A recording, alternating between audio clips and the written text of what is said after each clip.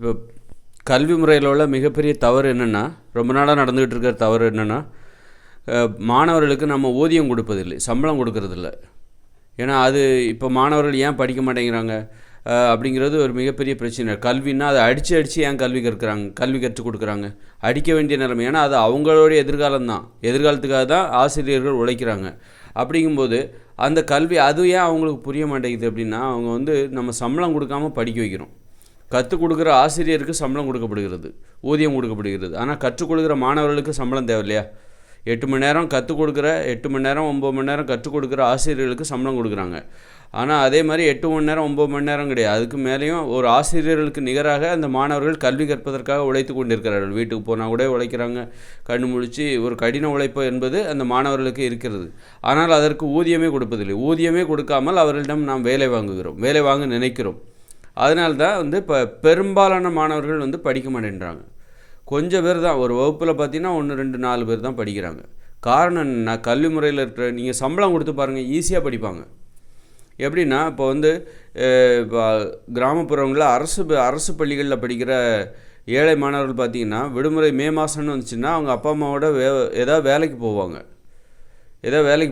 அப்பா அம்மாவோட சேர்ந்து ஏதாவது ஒரு வேலைக்கு போவாங்க.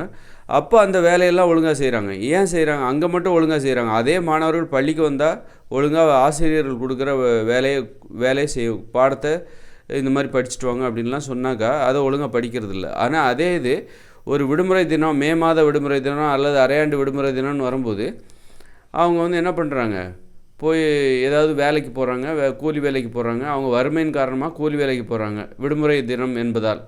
மற்ற நாட்களில் பள்ளிக்கூடத்துக்கு வர்றாங்க. அப்படி போகும்போது அங்கே கொடுக்குற வேலையை மட்டும் கரெக்டாக செய்கிறாங்க. காரணம் என்னென்னா, அவங்க ஊதியம் கொடுக்குறாங்க.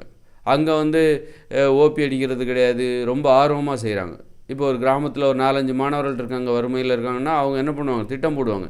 மே மாதம் வருது, நான் அங்கே வேலைக்கு போகலாம், இங்கே வேலைக்கு போகலாம் அப்படின்னு சொல்லி ஒன்றா போகும்போது அந்த வேலையை நல்ல ஆர்வமாக செய்கிறாங்க, ஏன்னா அங்கே ஒழுங்காக வேலை செய்யலைன்னா அனுப்பிச்சிடுவாங்க, வேலை கிடைக்காது, சம்பளம் கிடைக்காது. அப்போ அங்கே ஒழுங்காக வேலை செய்யணும் அப்படிங்கிற அந்த பயம் அவங்ககிட்ட இருக்குது. அதனால் இளம் வயதினர், மாணவ பருவத்தினருக்கும் ஒன்றும் தெரியாது அப்படின்லாம் ஒன்றும் கிடையாது. நீங்கள் சம்பளம் கொடுத்து பாருங்கள், சூப்பராக படிப்பாங்க. நம்ம மாணவர்களுக்கு சம்பளமே கொடுக்கறதில்ல. ஆனால் கல்வியை இலவசமாக தானே கொடுக்குறோம். கல்வியை இலவசமாக, அது உரிமை. அந்த இலவசங்கிறது அரசாங்கத்துக்கு எங்கேருந்து வருது? அந்த பணம் மக்கள் கட்டின வரி பணத்தில் தான் வருது. அப்போ மக்களுடைய பிள்ளைகள் தான் இந்த மாணவர்கள். அப்படிங்கும்போது அவங்களுக்கு இலவசங்கிற வார்த்தையை சொல்லக்கூடாது, அது அவர்களுடைய உரிமை. மக்களால் ஏற்படுத்தப்பட்டது தான் அந்த அரசாங்கம், மக்களுடைய வரி பணத்தால் ஏற்படுத்தப்பட்டது தான் அந்த அரசாங்கம். அப்படிங்கும்போது அப்போ அந்த மக்களுக்கு நீங்கள் ஊதியம் கொடுக்கறதுல ஒன்றும் தப்பு இல்லைல்ல, இப்போ கொடுத்து தான் ஆகணும். அதுதான் சரி. கல்வி முறையில் இருக்கிற மிகப்பெரிய தப்பு, உலகம் முழுக்க இருக்கிற தப்பு அது இதுதான். ஆனால் சில முன்னேறிய நாடுகளில் என்ன பண்ணுறாங்க, கல்வியை கட்டணம் இல்லாமல் கொடுக்குறாங்க. அப்புறம் அங்கே சாப்பாடு, அதாவது உணவு, 3 வேளை உணவு கொடுக்குறாங்க. 3 வேளை இல்லை, நல்ல தாராளமாக உணவு கொடுக்குறாங்க. இடைவேளையில் கூட உணவுலாம் கொடுக்குறாங்க, சத்தான உணவுலாம் கொடுக்குறாங்க. ஜப்பான், சீனாலாம் போனீங்கன்னா அவ்வளோ சத்தான உணவு கொடுக்குறாங்க. இப்போ ஜப்பான்லலாம் பார்த்தீங்கன்னா ஒரு காலையில் ஒரு 11 மணிக்கு பால் அந்த மாதிரிலாம் கொடுக்குறாங்க. அப்புறம் மத்தியானம் பார்த்தீங்கன்னா மீன் சாப்பிடக்கூடாதுங்கிற அது வேற விடுங்க. ஆனால் அங்கே என்ன கொடுக்குறாங்க அப்படிங்கிறது நான் சொல்கிறேன். அங்கே மீன், மாமிசம், அது இதுன்னு பயங்கர கவனிப்பு. அப்போ அதனால தான் அவங்க நல்லா படிக்கவும் செய்கிறாங்க, முன்னேறவும் செய்கிறாங்க. அப்போ அந்த நாடு, ஆனால் ஊதியம் கொடுப்பதில்லை அங்கே. அப்போ அங்கேயே உலகம் முழுக்க இருக்கிற என்ன தவறு அப்படின்னா, ஊதியம் கொடுத்தா இன்னும் நல்லா படிப்பாங்க அப்படிங்கிறது நம்ம சொல்கிறோம். அங்கேயே இங்கே என்ன மாணவர்கள் செய்கிறாங்களோ தப்பு, ஆசிரியர்களுக்கு ஒழுங்காக பாடம் படிக்கிறது இல்லை, அல்லது ஆசிரியர்கள்ட்ட ஒழுங்காக கீழ்ப்படிதல் இல்லை, இது போன்ற பிரச்சனை உலகம் முழுக்க இருக்குது. காரணம் என்னென்னா, அதுக்கு நீங்கள் ஊதியம் அதுக்கு மாணவர்களுக்கு ஊதியம் கொடுக்காது தான் காரணம். நீங்கள் ஊதியம் கொடுத்து பாருங்கள், சூப்பராக படிப்பாங்க, போட்டி போட்டு படிப்பாங்க. ஏன்னா ஊதியம் கொடுத்தா அந்த ஊதியத்துக்கு தகுந்த மாதிரி நாம் உண்மையாக இருக்கணும் அப்படிங்கிற நினைப்பு அவங்களுக்கு வந்துடும். அதே நேரத்தில் இப்போ யாராவது விடுமுறை எடுக்கிறாங்களா, அப்போ ஊதியம் குறையணும். அது மாதிரி எந்த அளவுக்கு மார்க் எடுக்கிறாங்க, அப்படின்னா அவங்களுடைய பங்களிப்பு எந்த அளவுக்கு சிறப்பாக படிக்கிறாங்க, அதுக்கு தகுந்த மாதிரி ஊதிய உயர்வு. ஒரு மாதம் நல்லா படிக்கிறாங்க, இல்லை அடுத்த மாதம் பார்த்திங்கன்னா கொஞ்சம் குறையுதுன்னா அதுக்கு தகுந்த மாதிரி ஊதியம் குறையணும். அப்போது ஊதியம், நமது மதிப்பு என்பது அந்த ஊதியத்தில் வெளிப்படுகிறது. இப்போ மதிப்பெண் தான் போடுறோம், எண்ணை தான் நம்ம மதிப்பாக கொடுக்குறோம். நீங்கள் சம்பளத்தை கொடுத்து பாருங்கள், சூப்பராக படிப்பாங்க. இப்போ அதே பார்த்திங்கன்னா, இப்போது நாம் ஒரு இடத்துல வேலை பார்க்குறோம், வேலை பார்க்குறோம் அப்படின்னா நமக்கு சம்பளமாக வெறும் மதிப்பெண் மட்டும் போடுறாங்கன்னு வச்சுக்கோங்க. முதலாளி என்ன பண்ணுறாரு, நமக்கு சம்பளமாக வெறுமனே மதிப்பெண் மட்டும் தான் போடுறாரு. நீங்கள் சூப்பராக வேலை பார்த்தீங்க, இந்தாங்க 100 மதிப்பெண் அப்படின்னு போட்டாருன்னா நம்ம அதை வந்து திருப்தி சந்தோஷப்படுவோமா? சந்தோஷப்பட மாட்டோம். அதுக்கு பதிலாக நீங்கள் அப்போது சம்பளத்தை தான் கூட்டி கொடுக்குறாங்க. மதிப்புங்கிறது என்னது? சம்பளம் தான். அப்போது சம்பளத்தை தான் நீங்கள் நல்லா ஒர்க் பண்ணீங்க, இந்த மாதம் உங்களுக்கு இவ்வளோ சம்பளம் அதிகமாக கிடைக்குது, ஊக்க ஊதியம் அப்படின்னு சொல்லி கொடுக்குறாங்க. அதுதான் நமக்கு வந்து பெருமையாகவும் இருக்குது, சந்தோஷமாகவும் இருக்குது.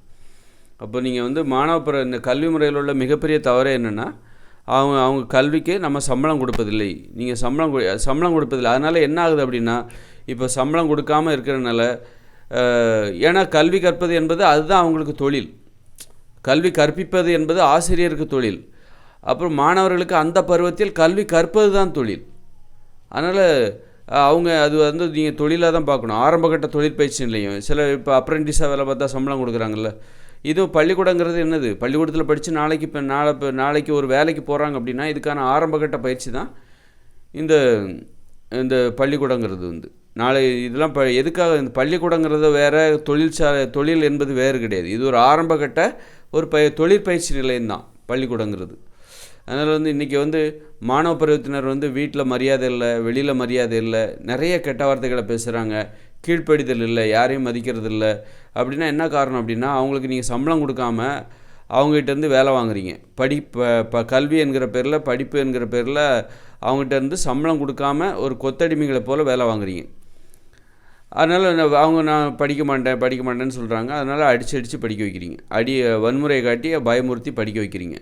இப்போ வந்து ஒருத்தரை வந்து வேலை வாங்கணும், ஒருத்தருக்கு வந்து உங்கள் வீட்டில் ஒரு வேலைன்னு வச்சுக்கோங்களேன். அப்போ அவர் உங்கள் வீட்டுக்கு வேலைக்கு வராரு.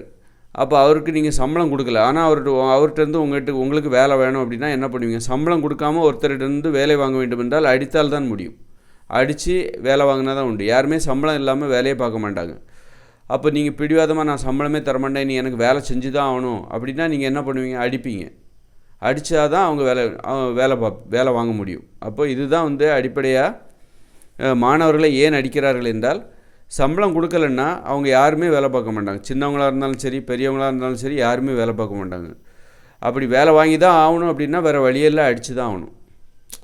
அதனால் ஏன் ஆசிரியர்கள் மாணவர்களை அடிக்கிறாங்கன்னா, இந்த மாதிரி சம்பளம் கொடுக்காம அவங்ககிட்டேருந்து அந்த வேலையை வாங்கலான்னு நினைக்கிறீங்க.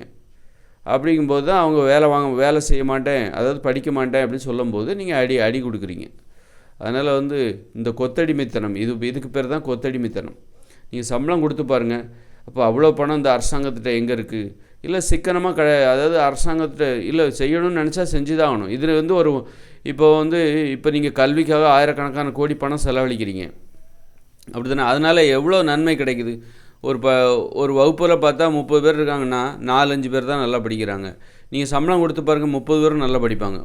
ஒரு பள்ளிக்கூடத்தில் 300 பேர் இருக்காங்கன்னா அதில் ஒரு 50 பேர் தான் நல்லா படிக்கிறாங்க, மீதி 250 பேர் நல்லா படிக்கிறது இல்லை. அப்போ நீங்கள் சம்பளம் கொடுத்து பாருங்கள், 300 பேரும் நல்லா படிப்பாங்க, 300 பேரும் சூப்பராக படிப்பாங்க. அப்போ எதிர்காலத்தில் இது வந்து என்னென்னா, நீங்கள் என்ன இது ஒரு முதலீடு. சம்பளம் கொடுத்தீங்கன்னா அது ஒரு முதலீடு. அந்த முதலீட்டுக்கு அந்த வருவாய் வந்து எதிர்காலத்தில் அரசாங்கத்துக்கு கிடச்சிட போகுது. இது ஒரு முதலீடாக தான் பார்க்கணும். இது ஒரு செலவு இழப்பு அப்படின்லாம் பார்க்கக்கூடாது. இன்றைக்கி நீங்கள் செலவழிச்சிங்கன்னா பின்னாடி அது உங்களுக்கு கிடைக்க போகுது. இப்போ வந்து எதுக்காக நம்ம சம்பளம் கண்டிப்பாக கொடுத்தே ஆகணும்? படிக்கிறதுக்கு சம்பளம் கண்டிப்பாக ஏன் கொடுத்தாகணும்னா, மாணவ பருவத்தினருக்கு வீட்டில் மரியாதை கிடையாது. ஏன்னா அவங்க வந்து பெற்றோர்கள் தான் அவங்களுக்காக செலவழிக்கிறாங்க எல்லா செலவும். அப்போ அதனால் பெற்றோர்கள் சொல்கிற மாதிரியே கேட்கணும். ஏன்னா நிறைய செலவு பண்ணுறாங்க. அந்த பிள்ளைகள் ஒழுங்காக இருந்தால் தான் அந்த செலவு வந்து நாளைக்கு பின்னாடி ஒரு நல்ல பலனாக வர முடியும். இந்த பிள்ளைகள் வீணாக போயிட்டாங்கன்னா செய்கிற செலவெல்லாம் வீணாக போயிடும். அதனால் அவங்க ஒழுங்காக படிக்கணும் அப்படின்னு சொல்லிட்டு அந்த பெற்றோர்கள் ஓவராக கட்டுப்பாடுலாம் விதிக்கிறாங்க. ரொம்ப அடக்குமுறை, சர்வாதிகாரம்லாம் பண்ணுறாங்க. அப்புறம் வந்து ஒவ்வொரு 5 ரூபா 10 ரூபாய்க்கும் அம்மாக்கிட்ட கை நீட்டி வாங்கும்போது இந்த பிள்ளைகளுக்கு அவமானமாக இருக்குது. அந்த மாணவ பருவத்தினருக்கு ஒரு அவமானமாக இருக்குது. இந்த மாதிரி 5க்கும் 10க்கும் அம்மா அப்பா கையேந்தி நிற்கிறோமே. அப்போ இந்த இயலா நிலையை புரிந்து கொண்டு பெற்றோர்கள் என்ன பண்ணுறாங்கனாக்கா, பிள்ளைகளை வந்து அவமானப்படுத்துறது, அடிக்கிறது, திட்டுறது. இன்னும் சொல்லப்போனால் எப்போ பிள்ளைகளுக்கு வீட்டில் மரியாதை கிடைக்குது அப்படின்னா, அவங்க எப்போ சம்பாதிக்க நல்லா படித்தா கொஞ்சம் மரியாதை கிடைக்கும். அதுவே சுமாராக படித்தா கொஞ்சம் தான் மரியாதை கிடைக்கும். படிக்கலைன்னா வீட்டில் சுத்தமாக மரியாதையே கிடையாது.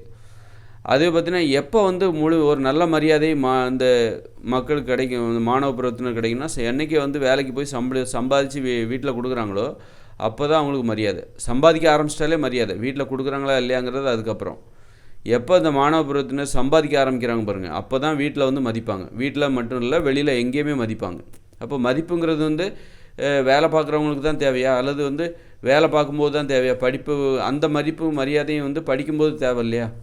படிக்கும்போது அந்த மதிப்பு மரியாதை தேவை. அப்போது வந்து இன்றைக்கி மாணவ பருவத்தினர் அவமான உலகத்தில் வாழ்ந்துட்டுருக்காங்க. அவங்க அவமானப்படுத்தப்படுகிறார்கள். அதாவது சம்பளம் கொடுக்காம 5க்கும் 10க்கும் அப்பா அம்மாவை கையேந்துறது, சாப்பாட்டுக்காக அப்பா அம்மாவை கையேந்துறது, கையேந்தி நிற்கிறது. இப்போ அப்பா அம்மா வந்து ஒரு 6 வயசு வரைக்கும் அப்பா அம்மா செலவு பண்ணலாம் பிள்ளைகளுக்காக. அதுக்கப்புறமும் அந்த அப்பா அம்மா பிள்ளைகளுக்காக செலவு பண்ணுறது ஒரு சுமையாக தான் பார்ப்பாங்க. அப்படி சுமையாக தான் பார்ப்பாங்க. இது இப்போ ஏன்னா கடந்த காலங்களில் பார்த்தீங்கன்னு வச்சுக்கோங்களேன், ஒரு பள்ளிக்கூடங்கள்லாம் இல்லாத ஒரு 50 வருஷத்துக்கு முன்னாடி பார்த்தீங்கன்னா, பிள்ளைகள் வந்து சின்ன வயசுலேயே வேலைக்கு போயிடுவாங்க. அப்போ சின்ன வயசுலேயே வந்து பெற்றோர்களுக்கு அவங்க சுமையாக இருந்தது கிடையாது. இந்த காலத்தில் தான் 25 வயசு வரைக்கும், அதாவது இளைஞர் ஆன பிறகு கூட பெற்றோர்கள் தான் அந்த பிள்ளைகளுக்காக செலவழிக்கிறாங்க. அப்போ அந்த பெற்றோர்களுக்கு எவ்வளோ சுமையாக இருக்கும். அப்போ சுமையாக இருக்கும்போது அந்த பெற்றோர்கள் தங்களுடைய கோபத்தை பிள்ளைகள் மீது வெளிப்படுத்த தான் செய்வாங்க. நிறைய பணத்தை செலவு பண்ணுறாங்க பிள்ளைகள்கிட்ட. அப்போ அந்த பிள்ளைகள் வந்து ஒழுங்கான வழியில் போனால் தான் அந்த போட்ட பணம் பிற்காலத்தில் நமக்கு கிடைக்கும் அப்படிங்கிற அந்த பயத்தில் பெற்றோர்கள் வந்து தங்களுடைய பிள்ளைகள் மீது ஒரு அடக்குமுறை சர்வாதிகாரத்தனத்தோடு தான் இருப்பாங்க. அளவுக்கு அதிகமான ஒரு கவனத்தை செலுத்துவாங்க. அது வந்து அந்த பிள்ளைகளுடைய சுதந்திரத்தை பாதிக்கும் விதமாக தான் அது அமையும். அதனால் வந்து சின்ன பிள்ளை, அதாவது ஒரு அரசாங்கம் எப்படி இருக்கணும் அப்படின்னா, அரசாங்கங்கிறது என்னென்னா ஒரு பெரிய பெற்றோர்கள். இவங்க வந்து ஒரு சிறிய பெற்றோர்கள் அப்படின்னா, அரசாங்கம் வந்து மக்கள் அனைவருக்குமான ஒரு பெற்றோராக இருக்கணும். அரசாங்கம் என்ன பண்ணால், அந்த பிள்ளைகள் ஒரு குழந்தை இந்த உலகத்தில் இந்த நாட்டில் பிறகுதா, அந்த நாட்டில் பிறந்து வேலைக்கு போகிற வரைக்கும் அந்த குழந்தைக்கு என்ன தேவையோ அதை கொடுக்கணும். வெறும் பள்ளிக்கூடத்தில் இலவச கல்வி, உணவு கொடுக்குறோம் அப்படின்றதோட கடமை முடிஞ்சு போகாமல், இலவச பாட புத்தகம், சீருடை, மிதிவண்டியெல்லாம் கொடுக்குறதோட கடமை முடிஞ்சு போகாமல், அந்த பிள்ளைகளுக்கு என்ன செலவு அதை கொடுக்கணும். மாதந்தோறும் கொடுக்கணும் பிறந்ததுலேருந்து. அப்படி கொடுத்தா தான் வந்து அந்த பிள்ளைகள் மரியாதையோடு வாழும். ஒரு விவரம் தெரிஞ்சதுக்கப்புறம் அந்த பிள்ளைகள்கிட்ட தான் அந்த பணத்தை கொடுக்கணும். பள்ளிக்கூடம் 1வது படிக்கிறாங்கன்னு வச்சுக்கோங்களேன், அப்போ வந்து அந்த பிள்ளைகள்கிட்ட தான் அந்த ஊதியத்தை கையில் கொடுக்கணும். அந்த பிள்ளைகளுக்கு ஒரு 3000 ரூபாய், 1வது படிக்கிற பசங்களுக்கு 3000 ரூபாய்னா அந்த 3000 ரூபாயை அவங்க அக்கௌண்ட்டில் போட்டுடணும். அது மாதிரி வந்து ஒரு வகுப்பு வளர வளர அவங்க தேவைகள் அதிகரிக்கும். அதனால் அதுக்கான ஊதியத்தை அதிகப்படுத்தணும். ஒரு 1வதுலேருந்து 5வது வரைக்கும் ஒரு 3000, நான் 3000ன்றது சொல்கிறேன், ஆனால் அவங்களுக்கு எவ்வளோ தேவையோ அதை நீங்கள் கொடுக்கணும். 5வதுலேருந்து ஒரு 8வது வரைக்கும் பார்த்தீங்கன்னா ஒரு 5000 ரூபாய், 8வதுலேருந்து ஒரு 12வது வரைக்கும் பார்த்தீங்கன்னா ஒரு 8000 ரூபாய் அல்லது 10,000 ரூபாய், இந்த மாதிரி கொடுக்கும்போது அந்த பணத்தை அவங்க செலவு பண்ணணும். இது அவங்களுடைய உழைப்பிற்கான ஊதியம் தான். நீங்கள் ஒன்றும் இலவசமாலாம் கொடுக்கல. அவங்க படிக்கிறாங்க, அந்த படிப்பு அவங்களுக்கு தான் தெரியல, இந்த அரசாங்கத்துக்கும் தானே. படித்து முடிச்சதுனால தான் இந்த அரசாங்க கட்டமைப்புகள்லாம் எப்படி உருவாகுது? படித்தவர்களின் உழைப்பினால் தானே உருவாகுது. இந்த அரசாங்கமே எப்படி உருவாகுது? இந்த ரோடு அல்லது மின்சாரம் அல்லது மின்சார உற்பத்தி, கட்டிடம், போக்குவரத்து வாகனங்கள், இப்படிப்பட்ட இயந்திர உலக கட்டமைப்புங்கிறது வந்து அவர்களால் தான் உருவாகுது. அதனால் இது அவர்களுக்காக தான் படிக்கிறார்கள் என்று எப்படி சொல்வீர்கள்? மற்றவர்களுக்காக தான், எல்லாருக்காக தான் அவங்க படிக்கிறாங்க. அவங்களுக்காகவும் படிக்கிறாங்க, எல்லாருக்காகவும் தான் படிக்கிறாங்க. படிப்பது என்பது அந்த பருவத்தில் அவர்களுக்கு அது வேலையாக இருக்கிறது. அதற்குரிய ஊதியத்தை கொடுக்காமல் இருப்பது மிகப்பெரிய ஒரு மனித உரிமை மீறல். கல்வி முறையில் உள்ள மிகப்பெரிய தவறு இதுதான். நீங்கள் சம்பளம் கொடுத்து பாருங்கள். இப்போ வந்து சரி இவ்வளோ பணத்தை கொடுத்தா, சின்ன பசங்கள்கிட்ட கொடுத்தா அவங்க கெட்டு போயிட மாட்டாங்களா? என்னென்ன வழியில் கெட்டு போவாங்க? ஒருவேளை வந்து அதாவது படிக்கிற பசங்களுக்கு நம்ம சம்பளம் கொடுத்தோன்னு வச்சுக்கோங்க, அவங்க அதை வச்சு மதுபானம் வாங்க மாட்டாங்களா? மது அருந்த மாட்டாங்களா? அல்லது சிகரெட் பிடிக்க மாட்டாங்களா? அப்போ சிகரெட் இங்கே விற்கிறதுனால தானே வாங்குறாங்க. அப்போ விற்கிறத தடை பண்ணிடுங்க. மதுபானம் இங்கே விற்கிறதுனால தானே அதை வாங்குவாங்க. கெட்டு போகிறதுக்கு இங்கே வழிகளை நீங்கள் தானே திறந்து வச்சுருக்கீங்க, அரசாங்கம் தானே திறந்து வச்சுருக்குது. அப்போ அந்த வழிகளெல்லாம் மூடிடுங்க. அப்போ அவங்க எப்படி கெட்டு போவாங்க?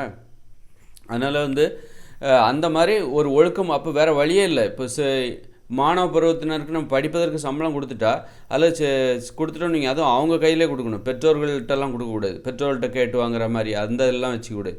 அந்த மாணவர்கள் கையில் கொடுக்கணும். அவங்க அப்போ தான் வந்து பணத்தை செலவழிக்க அவங்க பழகுவாங்க. பணத்தை எப்படி பொறுப்பாக செலவழிக்கணும் அப்படிங்கிற அந்த பழக்கத்தை அவங்க கற்றுப்பாங்க. கெட்டு போகிறதுக்கான வழிகள் இங்கே எதுவுமே இருக்கக்கூடாது. அதாவது மோசமான உணவுகள் இருக்கக்கூடாது. வெறும் வந்து பீடி, சிகரெட்டு, ஹான்ஸு, கஞ்சா இதை மட்டும் தடை பண்ணால் போட்டு போதாது. மதுபானத்தை மட்டும் தடை பண்ணால் போதாது. அதாவது மாணவ பருவத்தினருக்கு நம்ம படிப்பதற்கு சம்பளம் கொடுக்குறோன்னு வச்சுக்கோங்க. அப்படி சம்பளத்தை அவங்க கையிலே கொடுக்கும்போது அவங்க கெட்டு போயிடக்கூடாது அப்படிங்கிறக்காக வெறுமனே பீடி, சிகரெட்டு, சுருட்டு, மதுபானம் இதை மட்டும் தடை பண்ணால் மட்டும் போதாது. ஹான்ஸு, மோசமான உணவுகளையும் தடை பண்ணணும். இந்த பரோட்டா, பேக்கரி உணவுகள், இங்கே கிடைக்கிற உணவு எல்லாமே சத்தானதாக இருக்கணும், உடம்புக்கு எந்த வகையிலும் தீங்கு கிடையாது அப்படின்னு பரிசோதித்த பின்பு தான் அனுமதிக்கணும். இப்போ பேக்கரி உணவு பப்ஸு இதெல்லாம் சாப்பிட்டாக்க என்னாகும், அவரோட கண்டிப்பாக நோய் வரும். அது எல்லாத்துக்கும் தெரிஞ்ச விஷயம் தான். அப்புறம் ஏன் அதை விற்கிறதுக்கு அனுமதி கொடுக்குறீங்க? ஏன்னா நான் எதுக்காக நம்ம வந்து மாணவ பருவத்தினருக்கு சம்பளம் கொடுக்கல அப்படிங்கும்போது, கொடுத்தா இந்த மாதிரி கெட்டு போயிடுவாங்க, கண்டதையும் வாங்கி சாப்பிட்டு உடம்பை கெடுத்துப்பாங்க அப்படின்னு நம்ம சொல்கிறோம்ல. அதுக்கு காரணம் அது நம்ம கண்ட்ரோல் தான் இருக்குது. நாம் வந்து அரசாங்கம் என்ன பண்ணணும், மோசமான உணவுகள் எல்லாத்தையும் தடை பண்ணிடணும். இதை சாப்பிட்டா உடம்பு கேடுங்க அப்படின்னா அந்த உணவை தடை பண்ணிடணும். அப்போ தான் புதிய உணவுகள் உருவாகும். புதிய உணவுகள், உடலுக்கு நன்மை தருகிற உணவுகள் அப்போ தான் வந்து உருவாகும். மக்களே வந்து அதை வந்து வியாபாரம் பண்ண ஆரம்பிப்பாங்க. அப்போ இந்த மோசமான உணவுகள் பப்ஸு, சமோசா, பஜ்ஜி இதெல்லாம் இதயத்துக்கு கேடு. அதில் எண்ணெய்லாம் போட்டு இந்த மாதிரி பொரித்து எடுக்கிறாங்க. அது இதயத்துக்கு கேடா, உடனே அதை தடை பண்ணிடு. அதுமாதிரி வெள்ளைச்சீனியை அதை தடை பண்ணிடு, மைதா மாவா அதை தடை பண்ணிவிடு. அப்போ நல்ல உணவுகள் ஏராளமாக இருக்குது, ஆனால் அதை தேடி மக்கள் போக மாட்டேங்கிறாங்க. காரணம், நீங்கள் மோசமான உணவுகள் இந்த சந்தையெல்லாம் பரவி கிடக்குது, மலிவாக கிடைக்குது. அதற்கு அனுமதி, அதற்கு எந்த தடையுமே இல்லை. அதனால தான் மோசமான உணவுகள் என்ன பண்ணுது, நல்ல உணவுகள் இருக்க வேண்டிய இடத்துல மோசமான உணவுகள் இருக்குது. அதனால் வந்து அது அரசாங்கம் அந்த மாதிரி ஏன் மாணவ பருவத்தினருக்கு நம்ம படிப்பதற்கு சம்பளம் கொடுக்கும்போது அவங்க அந்த பணத்தை வச்சுக்கிட்டு அவங்க கையில் இதை கொடுக்கும்போது அந்த பணத்தை வச்சு கெட்டு போயிடக்கூடாது, வீணாக செலவு பண்ணி கெட்டு போயிடக்கூடாது அப்படின்னா அதுக்கு நம்ம என்ன பண்ணணும், என்னென்ன வழியில் கெட்டு போவாங்க, மதுபானம் மருந்துவாங்க, அப்புறம் சிகரெட், பீடி, சுருட்டு இந்த மாதிரி அடிப்பாங்க, போதைப் பொருள், அது எதுவுமே இந்த உலகத்தில் இந்த நாட்டில் இருக்கக்கூடாது. அது மாதிரி வந்து சாக்லேட்டு, பல்லு சொத்தையாகிற சாக்லேட்லாம் இருக்கக்கூடாது. எந்த ஒரு உணவும் கடையில் வாங்குறதா இருந்தால் அது உடலுக்கு நன்மை தருவதாக இருக்கணும். அது மாதிரி பரோட்டா, இந்த மாதிரி மைதா மாவு, வெள்ளைச்சீனி இது போன்ற உணவுகள், மட்டமான உணவு எதுவுமே ஒரு இது உடம்புக்கு நல்லது அப்படின்னா தான் அதை அரசாங்கம் அனுமதிக்கணும். அந்த மாதிரி உணவுகளுக்கு தான் அனுமதி கொடுக்கணும். அப்படி வச்சுட்டா அப்போ அந்த பசங்க வந்து கெட்டு போகிறதுக்கு வாய்ப்பே இல்லை. அவங்க எதை வாங்கி சாப்பிட்டாலும் அது உடம்புக்கு நல்லது தான். அந்த பணத்தை வச்சு அவங்க செலவு பண்ணால் அதுக்கு உடம்புக்கு நல்லதாக தான் இருக்கும். மாணவர்கள் படிப்பதற்காக கொடுக்கப்படுற சம்பளத்தை வைத்துக்கொண்டு அவர்கள் செலவு செய்யும் பொழுது அந்த செலவு வந்து அவர்கள் கண்டிப்பாக எதிராக போகாது. ஏன்னா இங்கே இருக்கிற எல்லாமே நல்லது தான், இந்த நாட்டில் கிடைக்கிற எல்லாமே நல்லது தான் அப்படிங்கிற அந்த பயம், அந்த பயம் நமக்கு, அதாவது அந்த தைரியம் நமக்கு வந்துடும் அப்படின்னு நான் சொல்கிறேன். அதனால் கல்வி முறையில் உள்ள மிகப்பெரிய தவறு என்னென்னா, இன்னும் நிறைய தவறு இருக்குது கல்வி முறையில். என்ன தவறு அப்படின்னாக்கா, ஒரு வகுப்பில் வந்து ஒரு பள்ளிக்கூடத்தில் நிறைய கும்பலாக பெரிய கூட்டத்தை கூட்டக்கூடாது. அதாவது என்னென்னா 500 பேர் இருப்பாங்க அல்லது 1000 பேர் இருப்பாங்க, அங்கே ஒரு 40 ஆசிரியர்கள் இருப்பாங்க. 40 பேர் இந்த 1000 பேர்த்தை எப்படி கட்டுப்படுத்த முடியும்? ஒரு குடும்பத்தில் ஒரு 4-5 பேரை ஒரு அப்பா அம்மா கட்டுப்படுத்துறதே பெரிய விஷயமா இருக்குது. அப்படின்னா 1000 பேர் இருக்கிற ஒரு பள்ளிக்கூடத்தில் 50 ஆசிரியர்கள் அல்லது 40 ஆசிரியர்கள் அல்லது 30 ஆசிரியர்கள் எப்படி அதை கட்டுப்படுத்துவாங்க? எப்படி அந்த பெரிய கூட்டத்தை அப்போது அங்கே நிறைய பெரிய சவால், 2 சவால் வந்துடும். பெரிய கூட்டத்தை கட்டுப்படுத்தணும், அதிக எண்ணிக்கையில் ஒரு பள்ளிக்கூடத்தில் இருக்கக்கூடாது. கல்வி முறையில் உள்ள தவறுகளை சொல்கிறேன். அதிக எண்ணிக்கையில் ஒரு அதிக எண்ணிக்கை கொண்ட மாணவர்கள் ஒரு பள்ளிக்கூடத்தில் இருக்கக்கூடாது. 1000 பேர், 500 பேர் அப்படிலாம் இல்லாமல் ஒரு வகுப்புக்கு 20 பேர், ஒரு வகுப்புக்கு 20 பேர் தான் இருக்கணும், 20 மாணவர்கள் இருக்கணும். ஒரு பள்ளிக்கூடத்துக்கு பார்த்தீங்கன்னா 200 பேரை தாண்டக்கூடாது. அப்போ ஒரு சிறிய கூட்டத்தை கட்டுப்படுத்துவது ஈஸியாக போயிடும். இப்போ என்னென்னா கல்வி முறையில் ஆசிரியர்களுக்கு இருக்கிற சவால் என்னென்னா, ஒரு மிகப்பெரிய கூட்டத்தை கட்டுப்படுத்துவது, அதற்கு பிறகு கல்வி கற்பிப்பது. அப்போ 2 சுமை இருக்குது அவங்க. அப்போ அதில் ஒரு சுமையை நம்ம தவிர்த்துலாம்ல. கல்வி கற்பிப்பது என்பது ஆசிரியருக்கு உள்ள இயல்பான சுமை, அதுக்காக தான் அவங்க வேலைக்கு வராங்க. அவங்க அவ்வளோ பெரிய கூட்டத்தை கட்டுப்படுத்தி அதில் வந்து அதுக்கு பிறகு தான் கல்வி கற்பிக்கணும் அப்படின்னா எப்படி? இப்போ ஒரு வகுப்பில் பார்த்தா 40 பேர் இருக்காங்கன்னா 40 பேர்த்தையும் அமைதியாரு டென்ஷனாக அப்படி டென்ஷனாக அந்த ஆசிரியர்கள் இருந்துட்டு அதுக்கு இடையில் அவங்க கல்வியை கற்பிக்கணும் அப்படின்னா அது எவ்வளோ பெரிய சிரமமான விஷயம் பாருங்கள். அதனால் இதில் அந்த சிரமங்களெல்லாம் நம்ம எப்படி குறைக்கணும்? ஒரு வகுப்பில் 20 பேர் தான் இருக்கணும், ஒரு பள்ளியிலே பார்த்திங்கன்னா 200 பேர் தான் இருக்கணும். ஏன் இப்போ மாணவர்களை ஆசிரியர்கள் அடிக்கிறாங்கன்னா, அதிகப்படியான எண்ணிக்கையில் மாணவர்கள் ஒரு பள்ளியிலோ அல்லது வகுப்பிலோ இருப்பதால் தான் அவர்களை கட்டுப்படுத்தி கல்வி கற்பிப்பதற்காக அவர்கள் வன்முறையை கையாளுகிறார்கள். இப்போ வந்து ஒரு போலீஸ் இருக்காங்க அப்படின்னா, ஒரு மிகப்பெரிய கூட்டத்தை கட்டுப்படுத்தணும் அப்படின்னா என்ன பண்ணுவாங்க? கையில் வந்து என்ன பண்ணுவாங்க? லத்தி எடுக்க ஆரம்பிச்சிருவாங்க, கம்பு எடுத்து அடிக்க ஆரம்பிச்சிருவாங்க. அப்போ தான் அந்த மிகப்பெரிய கூட்டத்தை கட்டுப்படுத்த முடியும்.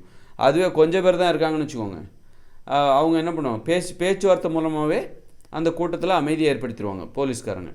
அதுவே மிகப்பெரிய கூட்டம் இருக்குதுன்னு வச்சுக்கோங்க, பலாயிரக்கணக்கில் கூட்டம் வந்துருச்சு அப்படின்னு வச்சுக்கோங்க, அப்போ வேறு வழி இல்லை, ஏதாவது அசம்பாவிதம்னா கையில் லத்தியெல்லாம் அடிக்க தான் செய்வாங்க. அதுபோல் தான் இன்றைக்கி பள்ளிக்கூடத்தில் ஏன் ஆசிரியர்கள் அடிக்கிறாங்கன்னா, ஒரு பள்ளியில் மிகப்பெரிய கூட்டம் இருக்காங்க, அதனால தான் வந்து ஆசிரியர்கள் அடிக்கிறாங்க. ஒரு வகுப்பில் பார்த்திங்கன்னா நிறைய பேர், அப்போ 2 விதமான சுமை. அதாவது என்னென்னா, அந்த அவங்கள அமைதியாக இருக்க வைக்கணும், அதுக்கு நீ யாராவது பேசுனீங்கன்னா அடிப்பேன் அப்படின்னு சொன்னால் தான் அந்த பெரிய 40 பேர் 35 பேர் இருக்காங்க ஒரு வகுப்பில், யாராவது பேசுனீங்கன்னா அடிப்பேன். சில வகுப்புலலாம் 80 பேர்லாம் இருக்கிறதா நான் கேள்விப்படுறேன். 60 பேர் 80 பேர்லாம் முன்னாடிலாம் இருந்திருக்காங்க. அப்போ அவ்வளோ பெரிய கூட்டத்தை கண்ட்ரோல் பண்ணி அப்புறம் இவர் பாடம் எடுக்கணும். அப்போ எவ்வளோ பெரிய சுமை பாருங்கள். அப்போது கல்வி கற்பிப்பதை எளிதாக மாற்றுங்க. இந்த மாதிரி ரொம்ப சிக்கனம் கஞ்சத்தனம் அப்படி இப்படின்னு சொல்லிட்டு ஒரு ஒரு ஆசிரியர் மேலே ஏகப்பட்ட சுமைகளை பூத்துறது, மாணவர்களுக்கு சம்பளம் கொடுக்காமல் பண்ணுறது, இதெல்லாம் வந்து கல்வி முறையில் உள்ள ஒரு தவறுகளாக இருக்குது. அப்போ 20 மாணவர்கள் தான் ஒரு ஆசிரியர் ஒரு வகுப்பறையில் இருக்கணும். அப்போ தான் அந்த பாடம் கற்பிப்பது ஆசிரியருக்கு எளிதாக இருக்கும். அப்புறம் இன்னொன்று என்னென்னா, ஒரு பள்ளிகளில் பார்த்தீங்கன்னா, பள்ளிங்கிறது ஒரு தொழில் தான், ஆரம்பகட்ட தொழிற்பயிற்சி நிலை தான். பள்ளியில் படித்து போனால் தான் நாளைக்கு கல்லூரின்னு போயிட்டு நாளைக்கு ஒரு வேலைக்கு போகிறதுக்கு அவங்க தயாராக முடியும். இப்போ பள்ளி என்பது என்ன அப்படின்னா ஒரு ஆரம்பகட்ட தொழிற்பயிற்சி நிலையம் தான். தொழில் செய்கிற இடத்துல உறவு முறைக்கு இடம் கிடையாது. அதனால் பள்ளிக்கூடத்துக்கு உள்ளே போயிட்டாலே, கல்லூரிக்கு உள்ளே போயிட்டாலே ஒருத்தர் தொடக்கூடாது. அங்கே வந்து அங்கே நட்பு உறவு முறைக்கு காதலுக்கெல்லாம் இடமே கிடையாது. அப்போ அதை நம்ம எப்படி இயல்பானதாக அறிவுரை சொல்லிக்கிட்டே இருக்கக்கூடாது. இது மாதிரி அறிவுரை சொல்லுங்கள், நட்புக்கெல்லாம் இடம் இல்லை அப்படின்னு நான் சொல்கிறேன். அங்கே என்ன பண்ண ஒருத்தர் தொடக்கூடாது. அந்த மாதிரி ஒரு கட்டுப்பாடை கொண்டு வந்துடும். பள்ளிக்கூடம் என்றாலே, கல்லூரி என்றாலே, தொழிற்சாலைகள் என்றாலே யாரும் ஒருவர் தொடக்கூடாது. ஏன்னா தொடுதல் என்பது ஒரு உறவுமுறை சார்ந்த ஒரு விஷயம். உரிமை உள்ளவங்க தான் ஒருத்தர் வந்து இன்னொருத்தர் தொடுவாங்க. அங்கே வந்து உனக்கு உரிமையே கிடையாது. உறவுமுறை அன்பு பாசம் இல்லாத ஒரு இடம் தான் அந்த தொழில் செய்கிற இடம். அங்கே வந்து நீ ஒருத்தர் தொடவே கூடாது. அப்புறம் பார்த்திங்கன்னா பகிர்ந்து உண்ணக்கூடாது. அப்புறம் பார்த்திங்கன்னா வச்சுக்கிங்க, ஏன்னா பகிர்ந்து உண்டாக்கா விசுவாசம் வரும். நம்ம யார்கிட்டேருந்து சாப்பாடு வாங்குகிறோமோ அவங்க மேலே நமக்கு அன்பு வந்துடும், பாசம் வந்துடும். அப்போ நம்ம ஒருத்தருக்கு உணவு கொடுக்குறோன்னு வச்சுக்கிங்க, அவங்ககிட்டருந்து அன்பை எதிர்பார்ப்போம், அந்த விசுவாசத்தை எதிர்பார்ப்போம். அப்போ இது போன்ற உறவுமுறை ஏற்பட்டு விடும். அந்த போட்டி உணர்வு இல்லாமல் போயிடும். ஒரு தொழில் என்பது ஒரு போட்டி களம். அது ஒரு போட்டி உணர்வோடு ஒரு சுயநலனோடு அந்த தொழிலை செய்யணும். நான் ஜெயிக்கணும் அப்படிங்கிற எண்ணத்தோடு ஜெயிக்கணும். நீங்கள் உணவு கொடுத்துட்டீங்கன்னு வச்சுக்கிங்க, உணவு பரிமாறி உண்றீங்க அப்படின்னா ஒரு சமாதான உணவு வந்துடும். நீ நானும் ஃப்ரெண்ட்ஸு அப்படிங்கிற மாதிரி வந்துடும். நீ நானும் ஃப்ரெண்ட்ஸு, நீ நானும் தோழிகள் அப்படின்லாம் மாதிரிலாம் வந்துடும். அப்போ என்ன ஆகும், அவங்களுக்கு இடையில் ஒரு போட்டி உணர்வு என்பது இல்லாமல் போயிடும். சோம்பேறித்தனம் ஏற்படும். நீங்கள் வேலை செய்கிற இடத்துல பகிர்ந்து விட்டீங்கன்னா உங்களுக்கு வந்து ஒரு விழிப்புணர்வு இருக்காது. வேலை செய்கிற இடத்துல நம்ம யாரையுமே நம்பக்கூடாது, எல்லாருமே நமக்கு எதிரிகள் தான், எல்லாருமே நமக்கு போட்டியாளர்கள் தான். அப்படிங்கும்போது தான் உங்கள் வேலையில் நீங்கள் கவனம் செலுத்துவீங்க. அதுவே நீங்கள் காலையில் வேலைக்கு போகிறீங்க, போய் எல்லாருக்கும் உங்கள் கையில் நீங்கள் வச்சுருக்க உணவை எல்லாத்துக்கும் கொடுங்க, இந்தாங்க எங்கள் வீட்டில் தயாரித்த லட்டு சாப்பிடுங்க அப்படின்னு எல்லாத்தையும் கொடுங்க வைப்போம். எல்லோரும் சாப்பிட்ட உடனே எல்லாத்துக்கும் உங்கள் மேலே ஒரு விசுவாசம் வந்துடும். யாரெல்லாம் சாப்பிட்டாங்களோ அவங்களுக்கெல்லாம் உங்கள் மேலே விசுவாசம் வந்துடும். நீங்கள் அந்த தொழில் செய்கிற இடத்துல ஏதாவது தப்பு பண்ணால் கூட அவங்க உங்களுக்கு காட்டி கொடுக்க மாட்டாங்க. ஏன்னா உங்கள்கிட்டருந்து லட்டு வாங்கி சாப்பிட்ருக்காங்க, காட்டி கொடுக்க மாட்டாங்க. அது அதாவது இன்றைக்கி கொடுத்தீங்கன்னா இன்றைக்கி அவங்க உண்மையாக இருப்பாங்க. நாளைக்கு நீங்கள் கொடுக்கணும். அது மாதிரி டெய்லி நீங்கள் கொடுத்துக்கிட்டே இருந்தீங்கன்னு வச்சுக்கோங்க, அவங்க உங்களுக்கு விசுவாசமாக இருப்பாங்க. நீங்கள் செய்கிற தப்பை அவங்க கண்டுக்க மாட்டாங்க. நீங்களும் அதை புரிஞ்சுக்கிட்டு மெத்தனமாக இருப்பீங்க. ஏன்னா நாம் எல்லாத்துக்கும் நம்ம உணவு கொடுத்துருக்கோம். அதனால் நம்மளை யாரும் நம்ம ஏதாவது தப்பு பண்ணோம், ஓபி அடிக்கிறோம் அப்படின்னா நம்மளை யாரும் காட்டி கொடுக்க மாட்டாங்க, நமக்கு எதிராக யாரும் திரும்ப மாட்டாங்க அப்படிங்கிற அந்த மெத்தனை வந்துடும். அது சோம்பேறித்தனத்துக்கு வழி வைக்கும். வேலை செய்கிற இடத்துல ஏன் சோம்பேறித்தனம் வருதுன்னா அந்த பகிர்ந்து உண்பது தான் காரணமாக இருக்குது.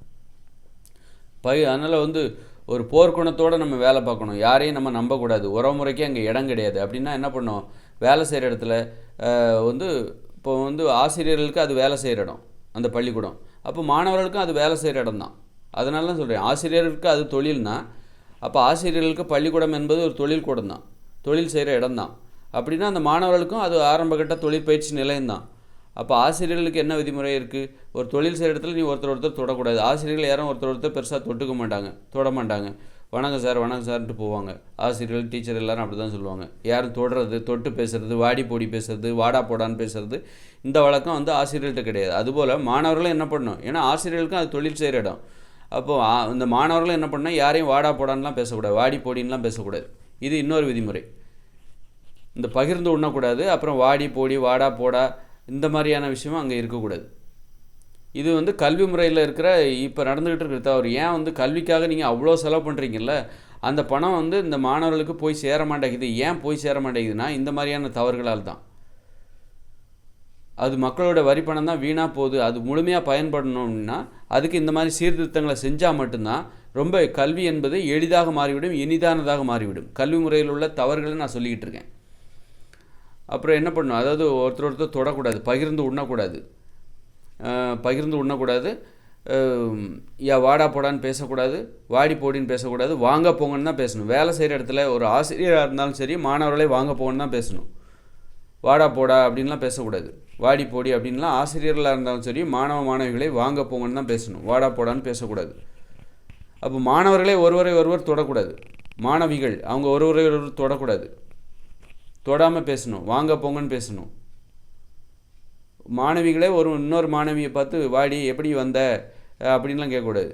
வாங்க எப்போ வந்தீங்க, சரிங்க சார், ஓகே, இல்லை சரிங்கம்மா, அப்படி அந்த மாதிரி சரிங்க அந்த மாதிரி பேசணும்.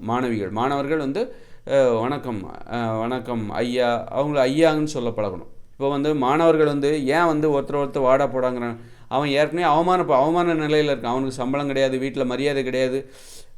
அதனால் வந்து நிறைய பேர் அடிக்கிறாங்க, ஆசிரியர்கள் அடிக்கிறாங்க, பெற்றோர்கள் அடிக்கிறாங்க. அதுவே நாளைக்கு பின்னா சம்பாதிச்சா அடிப்பாங்களா? சம்பாதிக்கிற வயசில் யாராவது அடிப்பாங்களா? அப்போது சம்பாதிக்கலை அப்படிங்கிறனால தான் அவனுக்கு அடியெல்லாம் விடுது, அவமானத்தை எதிர்கொள்கிறான். அதனால தான் அந்த அவமான உலகத்தில் இருக்கிறனால தான் மாணவர்கள் பார்த்திங்கன்னா இன்னொருத்தர் பார்த்து வாடா போடா கெட்ட வார்த்தை போடுறது அப்படின்னு. இப்போ அதுவே நாளைக்கு வேலைக்கு போயிட்டாங்கன்னு வச்சுக்கோங்க, அப்போ மரியாதை எதிர்பார்ப்பாங்க. வேலைக்கு போகும்போது மரியாதை எதிர்பார்ப்பாங்க. சம்பாதிக்கும் போது தான் மரியாதை எதிர்பார்ப்பாங்க. மரியாதையும் மற்றவங்க கொடுப்பாங்க. சம்பாதிக்கிறவங்கள தான் இந்த உலகம் மதிக்கும். அப்போ சிறுவர்களுக்கு நம்ம அந்த படிப்பதற்காக சம்பளம் கொடுக்கல அப்படிங்கிறனால தான் அவங்களுடைய பழக்க வழக்கம் பாருங்கள் மரியாதையாகவே இருக்குது. சின்ன பசங்க, அதாவது படிக்கிற பசங்களாம் பார்த்திங்கன்னா கெட்ட வார்த்தை போடுறது, வாடா போடான்றது, அந்த மோசமான பழக்க வழக்கம் எல்லாமே பார்த்திங்கன்னா சின்ன பசங்களுக்கு ஏன் இருக்குது? காரணம் அவங்கள நம்ம வந்து படிப்பதற்கு சம்பளம் கொடுக்காதனால தான் அவங்க அவமான உலகத்தில் இருக்காங்க. எல்லாத்துக்கும் 5க்கும் 10க்கும் அப்பா அம்மா கையேந்துறாங்க.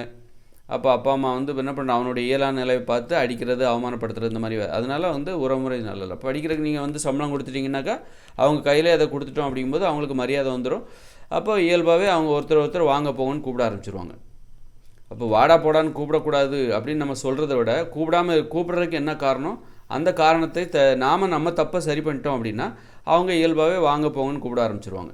அப்போ விதிமுறையும் போட்டுரும். வாங்க போங்கன்னா கூப்பிடணும். மாணவர்கள் சக மாணவர்களை வாங்க போங்கன்னு கூப்பிடணும். அது மாதிரி மாணவிகளும் சக மாணவிகளை வாங்க போங்கன்னு கூப்பிடணும். ஒருத்தர் தொடக்கூடாது. பகிர்ந்து உண்ணக்கூடாது. அப்போ எப்படி நான் ஏன் சாப்பாடு எடுத்துகிட்டு வரேன், அவங்க சாப்பாடு எடுத்துகிட்டு வருவாங்க, கொடுக்காமல் எப்படி சாப்பிட்றது? நீ ஏன் எடுத்துகிட்டு போகிறீங்க? பள்ளிக்கூடத்திலே கொடுங்க. மாணவர்களுக்கு தேவையான உணவு, ஆசிரியர்களுக்கு தேவையான உணவை பள்ளிக்கூடத்திலே கொடுங்க. இது வந்து கல்வி முறையில் உள்ள ஒரு தப்பு, வீட்டிலேருந்து எடுத்துகிட்டு போகிறது. அப்போ வீட்டிலேருந்து எடுத்துகிட்டு போகும்போது நீங்கள் கொடுக்க தான் செய்வீங்க. உங்கள் சாப்பாடை மற்றவங்களுக்கு கொடுக்கணும்னு தான் தோணும். அதுவே அங்கேயே கிடைக்குது, அங்கே பள்ளிக்கூடத்துலேயே உங்களுக்கு சாப்பாடு எல்லாமே கிடைக்குது, தரமான சாப்பாடு கிடைக்கணும். கிடைக்குது அப்படிங்கும்போது எல்லாருக்கும் உள்ள உணவு தானே எல்லோரும் சாப்பிட போகிறாங்க. அப்போ எதுக்கு நீ பகிர்ந்து உண்ண வேண்டிய அவசியமே இல்லையே. அப்போ பகிர்ந்து உண்பதற்கு கூட இது வீட்டிலேருந்து எடுத்துகிட்டு போகிறது தான் காரணம். அது எல்லா தொழில் செய்கிற இடம், எந்த ஒரு தொழில் செய்கிற இடமும் சரி, நீங்கள் வீட்டிலேருந்து சாப்பாடு எடுத்துகிட்டு போகாதீங்க. தொழில் செய்கிற இடமே தொழிலாளர்களுக்கு உணவை கொடுக்கணும். அதுபோல் பள்ளிக்கூடத்தில், கல்லூரியில் உணவு என்பது அந்த பள்ளிக்கூடமும் கல்லூரியும் கொடுக்கணும். அரசாங்கம் இதெல்லாம் பண்ணணும். இதெல்லாம் கல்வி முறையில் உள்ள ஒரு தப்பு. அது நல்ல சாப்பாடு கொடுக்கணும். எப்படின்னா, இப்போ வந்து ஒரு விடுமுறையில் மாணவர்கள் வீட்டில் இருக்காங்க. அப்போ அந்த பெற்றோர்கள் வந்து என்ன பண்ணுவாங்க, அந்த மாணவர்களுக்கு என்னென்ன சாப்பாடு கொடுப்பாங்க, எவ்வளோ சாப்பாடு சாப்பிடுவாங்க. விடுமுறையில் இருக்கும்போது ஒரு ஞாயிற்றுக்கிழமை வீட்டில் இருக்காங்கன்னு வச்சுக்கோங்க. இப்போ மற்ற நாள் பள்ளிக்கூடத்தில் இருக்காங்க. பள்ளிக்கூடத்தில் இருக்கும்போது அவங்க என்ன சாப்பிட்றாங்க, விடுமுறையில் வீட்டில் இருக்கும்போது என்ன சாப்பிட்றாங்க? நல்லா சாப்பிடுவாங்க. வீட்டில் இருக்கும்போது நல்லா சாப்பிடுவாங்க. அவங்க அப்பா அம்மா சத்தான உணவுகளை பார்த்து கொடுப்பாங்க. சும்மாவே இருக்க மாட்டேன், சாப்பிடுன்னு நினச்சி சாப்பிட்டுக்கிட்டே இருப்பாங்க. அப்போ ஆனால் பள்ளிக்கூடத்துக்கு போகும்போது என்ன ஆகுது அப்படின்னா, காலையில் 8 மணிக்கு சாப்பிட்றாங்க. அந்த மாணவர் 8 மணிக்கு சாப்பிடுகிற மாணவர்கள் அதோட பார்த்திங்கன்னா மத்தியானம் தான் சாப்பிட்றாங்க. அப்புறம் இடைவேளையில் பசி தாங்க முடியாமல் ஏதாவது வாங்கி சாப்பிடுவாங்க. அப்புறம் பார்த்திங்கன்னா மத்தியானம் தான் சாப்பிட்றாங்க. அப்புறம் பார்த்திங்கன்னா அப்புறம் 3 மணிக்கு ஏதாவது கிடச்சா சாப்பிடுவாங்க. 3 மணிக்கு சாப்பிட்றதுக்குலாம் வாய்ப்பு இல்லை. அப்புறம் பார்த்திங்கன்னா வீட்டுக்கு 5 மணிக்கு வந்தால் தான் சாப்பிடுவாங்க. பார்த்திங்கன்னா இந்த விஷயத்திலே பார்த்திங்கன்னா அந்த மாணவர்கள் வந்து வதைக்கப்படுகிறார்கள், பட்டினியால் வதைக்கப்படுகிறார்கள். அதனால தான் பள்ளிக்கூடத்துக்கு போகிறதுக்கு யாருக்கும் பசங்களுக்கு ஏன் விருப்பம் இல்லை அப்படின்னா, அங்கே வந்து நல்ல உணவு கிடைக்காது. பள்ளிக்கூடத்தில் இருக்கும்போது நமக்கு நல்ல உணவு கிடைக்காது. ஏன்னா அது வளர்கிற பருவம். அந்த பருவத்தில் போதுமான ஊட்டச்சத்துள்ள உணவுகள் நம்ம கொடுக்கணும். இது வந்து வெளிநாடுகளில் பண்ணுறாங்க, ஜப்பானில் பண்ணுறாங்க. இடைவேளையில் பால்லாம் கொடுக்கறது, அப்புறம் வந்து மதிய உணவு பார்த்திங்கன்னா மாமிசம், அது இதுன்னு போதுமான உணவு, அது கட்டணம் இல்லாமல் அந்த அரசாங்கமே கொடுக்குது. இப்போ இங்கே பள்ளிக்கூடத்தில் நாம் என்ன கொடுக்குறோம், சத்துணவுன்ற பேரில் என்ன உணவு நம்ம கொடுக்குறோம். அந்த சத்துணவு வந்து பார்த்திங்கன்னா வறுமையில் இருக்கிறவங்க தான் சாப்பிடுவாங்க. அதையும் சாப்பிட்றாங்க அப்படிங்கிற அளவுக்கு அவங்களுடைய வறுமை நிலை இருக்கிறனால தான். அதுவே பார்த்திங்கன்னா அந்த ஒரு நல்ல ஊட்டச்சத்து நிறைந்த உணவுகளை சாப்பிட்டு பழக்கப்பட்ட மாணவர்கள் வந்து இந்த சத்துணவுங்கிறது வந்து இப்போ தமிழ்நாட்டில் கிடைக்கிற இந்த சத்துணவு இருக்குல்ல, அதை வந்து சாப்பிட மாட்டாங்க. அந்தளவுக்கு தரம் குறைவாக தான் இருக்குது. அதை நம்ம சொல்லி தான் ஆகணும். அப்போ ஒரு உணவு எப்படி இருக்கணும், வீட்டில் என்ன கிடைக்கும், வீட்டில் என்ன சாப்பாடு கிடைக்குது. ஒரு நல்ல ஒரு 10-20 ஆயிரம் சம்பாதிக்கிற ஒரு பெற்றோர்கள் தங்கள் பிள்ளைகளுக்கு என்ன உணவு கொடுப்பாங்க, சத்தான உணவு கொடுப்பாங்கல்ல. அந்த சத்தான உணவு அந்த பிள்ளைகளுக்கு பள்ளிக்கூடத்தில் கிடைக்கணும். அது எப்படி கிடைக்கணும்? விடுமுறையில் வீட்டில் இருக்கும்போது அந்த பிள்ளைகளுக்கு எவ்வளோ சாப்பாடு கிடைக்குது? அவங்க பட்னியாகவும் இருப்பாங்க, எதையாவது சாப்பிட்டுட்டே இருப்பாங்க, அப்படி தானே, உடம்புக்கு தேவையான சாப்பாடு சாப்பிட்டுட்டே இருப்பாங்க. அப்போ அந்த உணவு அப்போ பள்ளிக்கூடத்துக்கு போகும்போது அந்த உணவு அவங்களுக்கு கிடைக்குதா? விடுமுறையில் இருக்கும்போது அவங்க சாப்பிட்ற உணவு பள்ளிக்கூடத்துக்கு போகும்போது கிடைக்குதா? கிடைக்கிறதில்ல. பள்ளிக்கூடத்துக்கு போகும்போது பசியோடு தான் இருக்காங்க. அந்த வாரத்தில் கிட்டத்தட்ட திங்கக்கிழமையிலேருந்து சனிக்கிழமை வரைக்கும் பள்ளிக்கூடங்களில் பசியோடு இருக்கிறார்கள். அவர்களுக்கு அந்த உணவு போதுமா? காலையில் 8 மணிக்கு சாப்பிட்டு போகிறாங்க, அப்புறம் இடைவேளையில் ஏதாவது ஸ்நாக்ஸு, சும்மா ஏதாவது ஸ்நாக்ஸ் சாப்பிடுவாங்க. அதுவும் பார்த்திங்கன்னா அரசு பள்ளியில் பார்த்திங்கன்னா 50% மாணவர்கள் அரசு பள்ளியில் படிக்கிறாங்க. அவங்க இடைவேளையில் பார்த்திங்கன்னா என்ன சாப்பிடுவாங்க? ஸ்நாக்ஸுன்னு பேரில் என்னத்தை சாப்பிட்ருவாங்க பெருசாக. அப்புறம் மத்தியானம் பார்த்திங்கன்னா சத்துணவு ஏதாவது சாப்பிடுவாங்க, அதுவும் குறைவாக ஏதோ சத்தான உணவு தானே, அது பேர் தான் சத்துணவு, சத்தான உணவு தான் சாப்பிட்றாங்களா? அப்போ நம்ம சத்தான உணவுனா எது? முதல்ல நீங்கள் வீட்டில் சாப்பிட்டா அதே மாணவர்கள் வீட்டில் இருந்து மதிய உணவு சாப்பிட்டா என்ன சாப்பிடுவாங்க? நல்ல கூட்டு பொரியல் அது இதுன்னு சொல்லிட்டு நல்லா சாப்பிடுவாங்க, சத்தான உணவு. அந்த உணவு அங்கே பள்ளிக்கூடத்தில் கிடைக்குதா? வீடுகளில் இருக்கும்போது அந்த பிள்ளைகளுக்கு கிடைக்கிற சத்தான உணவு பள்ளிக்கூடத்தில் கிடைக்குதா? அதை நீங்கள் பார்க்கணும். அப்போ அந்த உணவு அப்போ நிறைய உணவு கொடுக்கணும். அதாவது பசியோடே அவங்க இருக்கக்கூடாது. ஏன் பள்ளிக்கூடம்னா படிப்புன்னா ஏன் அவ்வளோ கோபமாக படிக்க மாட்டான்னு ஏன் சொல்கிறாங்க? படிக்கலைன்னா என்ன அர்த்தம்? படிக்க மாட்டோன்னு சொல்கிறாங்க. சம்பளம் கொடுக்கல, நல்ல உணவு கொடுக்கறது கிடையாது. அவங்கள வதைக்கிற ஒரு இடமா அந்த பள்ளிக்கூடம் என்பது, கல்லூரி என்பது மாறிக்கொண்டு வருகிறது. அது மாதிரி தொழிற்சாலையும் அப்படி தான் இருக்குது. தொழில் செய்கிற இடத்துலையும் அவங்க பசியோடு தான் இருக்காங்க. ஒரு அந்த ஏன்னா வீட்டிலேருந்து தான் சாப்பாடு எடுத்துகிட்டு போகிறாங்க. வீட்டில் இருக்கும்போது ஏன் வீட்டில் இருக்கணும்னு நினைக்கிறாங்க? வீட்டை தேடி ஏன் ஓடி வராங்க? வீட்டில் போனால் விருப்பப்பட்டது சாப்பிட்லாம். வேலை செய்கிற இடத்துலையோ பள்ளிக்கூடத்துலையோ கல்லூரிலையோ அவங்க விருப்பப்பட்டதை சாப்பிட முடியுமா? விருப்பப்பட்டதை சாப்பிட்ற இடமா அப்படின்னு நீங்கள் கேட்கலாம். ஒரு நாளில் ஒரு வாரத்தில் பெரும்பாலான நாட்கள் பார்த்திங்கன்னா அங்கே தான் இருக்காங்க. அப்படி இருக்கும்போது அவங்க உடம்புக்கு தேவையான உணவு கொடுத்தாகணும்ல. வளர்கிற பருவம், அந்த மாணவ பருவத்தினர் வளர்கிற பருவம், அந்த பருவத்தில் அவங்களுக்கு தேவையான உணவு நீங்கள் கொடுத்தாகணும்ல. அப்போ அந்த பருவத்தில் அந்த உணவை நீங்கள் கொடுக்கலன்னா அவங்க உடல் வளர்ச்சி பாதிக்கப்படாதா? உடல் வளர்ச்சி பாதிக்கப்படும், அவங்களுக்கு கோபம் வரும். ஒருத்தர் பசியோட பாடம் சொல்லி கொடுத்தா அவங்க அதை அந்த பாடத்தில் எப்படி கவனம் செலுத்துவாங்க? கோபத்தில் தான் இருப்பாங்க. அப்போ எவ்வளோ உணவு நம்ம கொடுத்துருக்கணும், அவங்களுக்கு கொடுக்கணும். அப்போ இதெல்லாம் கல்வி முறையில் உள்ள தப்பு. வீட்டில் இருக்கும்போது அவங்க அதே மாணவர்கள் வீட்டில் இருந்தாங்கன்னா அந்த மாணவர்களே அந்த பெற்றோர்கள் எப்படி பார்த்துப்பாங்க? எவ்வளோ உணவு கொடுத்துருப்பாங்க? அப்போ இந்த அரசாங்கமும் இந்த பிள்ளைகளை ஒரு பெற்றோர்கள், அரசாங்கங்கிறது எது? அரசாங்கத்தை நம்பி தானே அந்த பிள்ளைகளை அந்த பெற்றோர்கள் பள்ளிக்கூடத்துக்கு அனுப்புகிறாங்க, கல்லூரிக்கு அனுப்புகிறாங்க. அப்போ அரசாங்கம் ஒரு பெற்றோர்களாக அந்த பிள்ளைகளை பார்த்துக்கணும். அப்போ அந்த பிள்ளைகளுக்கு என்ன உணவு தேவை, எவ்வளோ உணவு தேவை, என்னென்ன ஊட்டச்சத்து, அந்த மாதிரி கவனம் செலுத்தணும். சும்மா சத்துணவுன்ற பேரில் ஏதோ தயிர் சாதம், புளி சாதம்னு சொல்லிட்டு ஏதோ கலவை சாதம் சொல்லி கிண்டி போட்டுட்டா அது போதுமா? அவங்களுக்கு ஒரு முட்டையை போட்டுட்டா போதுமா? நல்ல சத்தான ஒரு சாதத்தை குறைச்சிட்டு நிறைய காய்கறிகள், சுண்டல், பயிறு, அப்படின்னு சொல்லிட்டு நிறைய போடணும். காய்கறிகள் அப்படிலாம் நிறைய போடணும். பழங்கள்லாம் கொடுக்கணும், பால் கொடுக்கணும். எனக்கு பால் அது தனிப்பட்ட என்னுடைய கருத்து. பால் குடிக்கக்கூடாது, மாமிசம் சாப்பிடக்கூடாது, என்னுடைய தனிப்பட்ட கருத்து. அந்த மக்கள் நம்பிக்கை, இதெல்லாம் சாப்பிட்டுட்டு இருக்காங்களா மக்கள், அப்போ அவங்க நம்பிக்கைக்கு ஏற்ற உணவு அவங்களுக்கு கொடுக்கணும்ல. பால் கொடுக்கணும். நீங்கள் மாமிசம் சாப்பிட்ற வழக்கம் இந்த நாட்டில் இருக்குது அப்படின்னா அதை நீங்கள் கொடுங்க. உங்கள் நம்பிக்கை பிரகாரம் அந்த உணவு சாப்பிட்லாம் அப்படின்னா அதையும் நீங்கள் கொடுக்க தானே செய்யணும். மாமிசம் கொடுங்க, அல்லது மீன் கொடுங்க, முட்டை கொடுங்க, இப்படி காய்கறிகள் எல்லாத்தையும் கொடுக்கணும்ல. அப்போ தான் அந்த குழந்தைங்க அப்போ தான் சந்தோஷமாக படிப்பாங்க. இந்த நாட்டு மேலே அந்த பெற்றோர்களுக்கு ஒரு விசுவாசம், அந்த பிள்ளைகளுக்கு ஒரு விசுவாசம், பெற்றோர்களுக்கு விசுவாசம். நம்மளை கஷ்டப்பட்டு இந்த படிக்க வைக்கிது, இந்த நாடு படிக்கிறது, இந்த நாட்டுக்கு நம்ம எதையாவது செய்யணும். பசியோடு இருக்கும்போது கோபத்தோடு இருப்பாங்க. கோபத்தோடு இருக்கும்போது அவங்க எப்படி படிப்பாங்க? நான் படிக்க மாட்டேன்னு பிடிவாக தான் படிப்பாங்க. அப்போ போதுமான சாப்பாடை கொடுக்கணும்.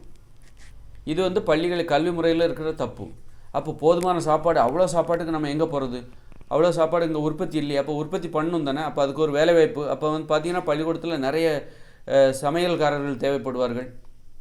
அப்படியெல்லாம் சமைச்சு போடுறதா இருந்தால் நிறைய சமையல்காரங்க தேவைப்படுவாங்க, அது ஒரு வேலைவாய்ப்பு. அப்போ அவர்களுக்கு ஏற்ற உணவுகளை உற்பத்தி பண்ணணும். அப்போ இவ்வளோ உணவு பள்ளிக்கூடத்தில் இருக்கிறவங்களுக்கு கொடுப்பதாக இருந்தால் அவ்வளோ உணவுக்கு நம்ம உற்பத்தி பண்ணுவேன். உற்பத்தி குறைவாக இருக்குல்ல, அப்போ உற்பத்தி பண்ணணும்ல. அப்போ உற்பத்தி பண்ணும்போது ஏகப்பட்ட உற்பத்தி, அது ஒரு வேலைவாய்ப்பு. அப்போது இந்த மாதிரி தான் இதெல்லாம் கல்வி முறையில் உள்ள தப்பு. ஒருத்தர் தொடக்கூடாது, வாடா போடான்னு பேசக்கூடாது, வாடி போடின்னு பேசக்கூடாது. ஒரு வகுப்பறையில் 20 பேர் தான் இருக்கணும். கல்வி கற்பிப்பது எளிதாக இருக்கணும். அது மாதிரி தாய்மொழியில் கல்வி கற்கணும். நீ எவ்வளோ சீர்திருத்தத்தை பண்ணிவிட்டு தாய்மொழியில் மட்டும் கல்வி கொடுக்கலன்னா நீ கற்றுக்கவே முடியாது. அப்போ தாய்மொழியில் கல்வி கற்றுக் கொடுக்க வேண்டும். நீ ஆங்கில மொழியில் கல்விங்கிறது எளிதாக இருக்கணும். நீ என்ன தான் சீர்திருத்தம் செஞ்சுட்டு இன்டர்நேஷ்னல் பள்ளிக்கூடத்திலே படிச்சாலும் அந்த பிள்ளைகளுக்கு கல்வி என்பது எப்போ எளிதாக மாறணும்? தாய்மொழியில் தான். நீ எவ்வளோ தான் உணவு கொடு, நான் இதுக்கு முன்னாடி சொன்ன எல்லா சீர்திருத்தத்தையும் செஞ்சுட்டு நீ அந்நிய மொழியில் கல்வி கற்றுக் கொடுத்தேன்னு வச்சுக்கோ, அவங்க படிக்கவே மாட்டாங்க. படிப்பு என்பது பிடிக்காது, வெறுப்பு வந்துடும். அவங்க பேசுகிற மொழியில், இயல்பாக பேசுகிற மொழியில் அவர்களுக்கு கல்வி கொடுக்க வேண்டும். தாய்மொழியில் கல்வி கொடுக்கணும். ஒரு மொழியில் தான் யாருக்கு தேவையோ அவங்க தான் அடுத்த மொழியை கற்றுக்கணும். அவங்க தேவையா இல்லையாங்கிறத அவங்க தான் முடிவு பண்ணணும். பொதுவாக எல்லாத்துக்கும் இது தேவைன்னு நீ ஏன் முடிவு பண்ணுற? அதனால தான் இந்த கல்வி கற்பது இங்கே கடினமாக இருக்குது. அப்புறம் தொழிலையும் அங்கேயும் ஆங்கில ஆதிக்கம், அந்நிய மொழின்னு ஆதிக்கம். அங்கேயும் தொழில் செய்ய முடியல, படிக்கவும் முடியல, தொழில் செய்யவும் முடியல. படிப்பு தொழில் இது ரெண்டும் தானே வாழ்க்கை. அப்போ வாழவே முடியல, இந்த இந்தியாவில் வாழவே முடியல. கடைசியில் என்ன ஆகுது? எழுத படிக்க தெரியாதவங்க கோடிக்கணக்கில் இருக்காங்க. கை நாட்டு கூட போட தெரியாதவங்க கோடிக்கணக்கில் இருக்காங்க. கை நாட்டு தான், அதாவது கை நாட்டு வைக்கிறது தெரிஞ்சவங்க, கையெழுத்து போட தெரியாதவங்க கோடிக்கணக்கில் இருக்காங்க. கையெழுத்து போட தெரியும் ஆனால் எழுத படிக்க தெரியாது அப்படிங்கிறவங்க கோடிக்கணக்கில் இருக்காங்க. எழுத்து கூட்டி வாசிப்பேன் அப்படிங்கிறவங்க கோடிக்கணக்கில் இருக்காங்க. அப்போ நல்லா சரளமாக வாசிக்கிறவங்க கோடிக்கணக்கில் இருக்காங்க. சரளமாக வாசிக்க தெரியும், எனக்கு கணினி அறிவுலாம் கிடையாது அப்படிங்கிறவங்க கோடிக்கணக்கில் இருக்காங்க. எனக்கு கணினி அறிவுலாம் நல்லா இருக்குது ஆனால் ரொம்ப எக்ஸ்ட்ராடினரியில் கிடையாது அப்படின்னு அப்படிப்பட்டவங்க கோடிக்கணக்கில். இப்படி இந்த ஏற்றத்தாழ்வுகளுக்கு என்ன காரணம்? கல்வி முறையில் இவ்வளோ தப்பு இருக்குது. கல்வி முறை இவ்வளோ தப்பு அப்போ அந்த அளவுக்கு நம்ம அறியாமையில் வாழ்ந்துட்டுருக்கோம். இந்த தப்புகளெல்லாம் சரி பண்ணுங்கள்.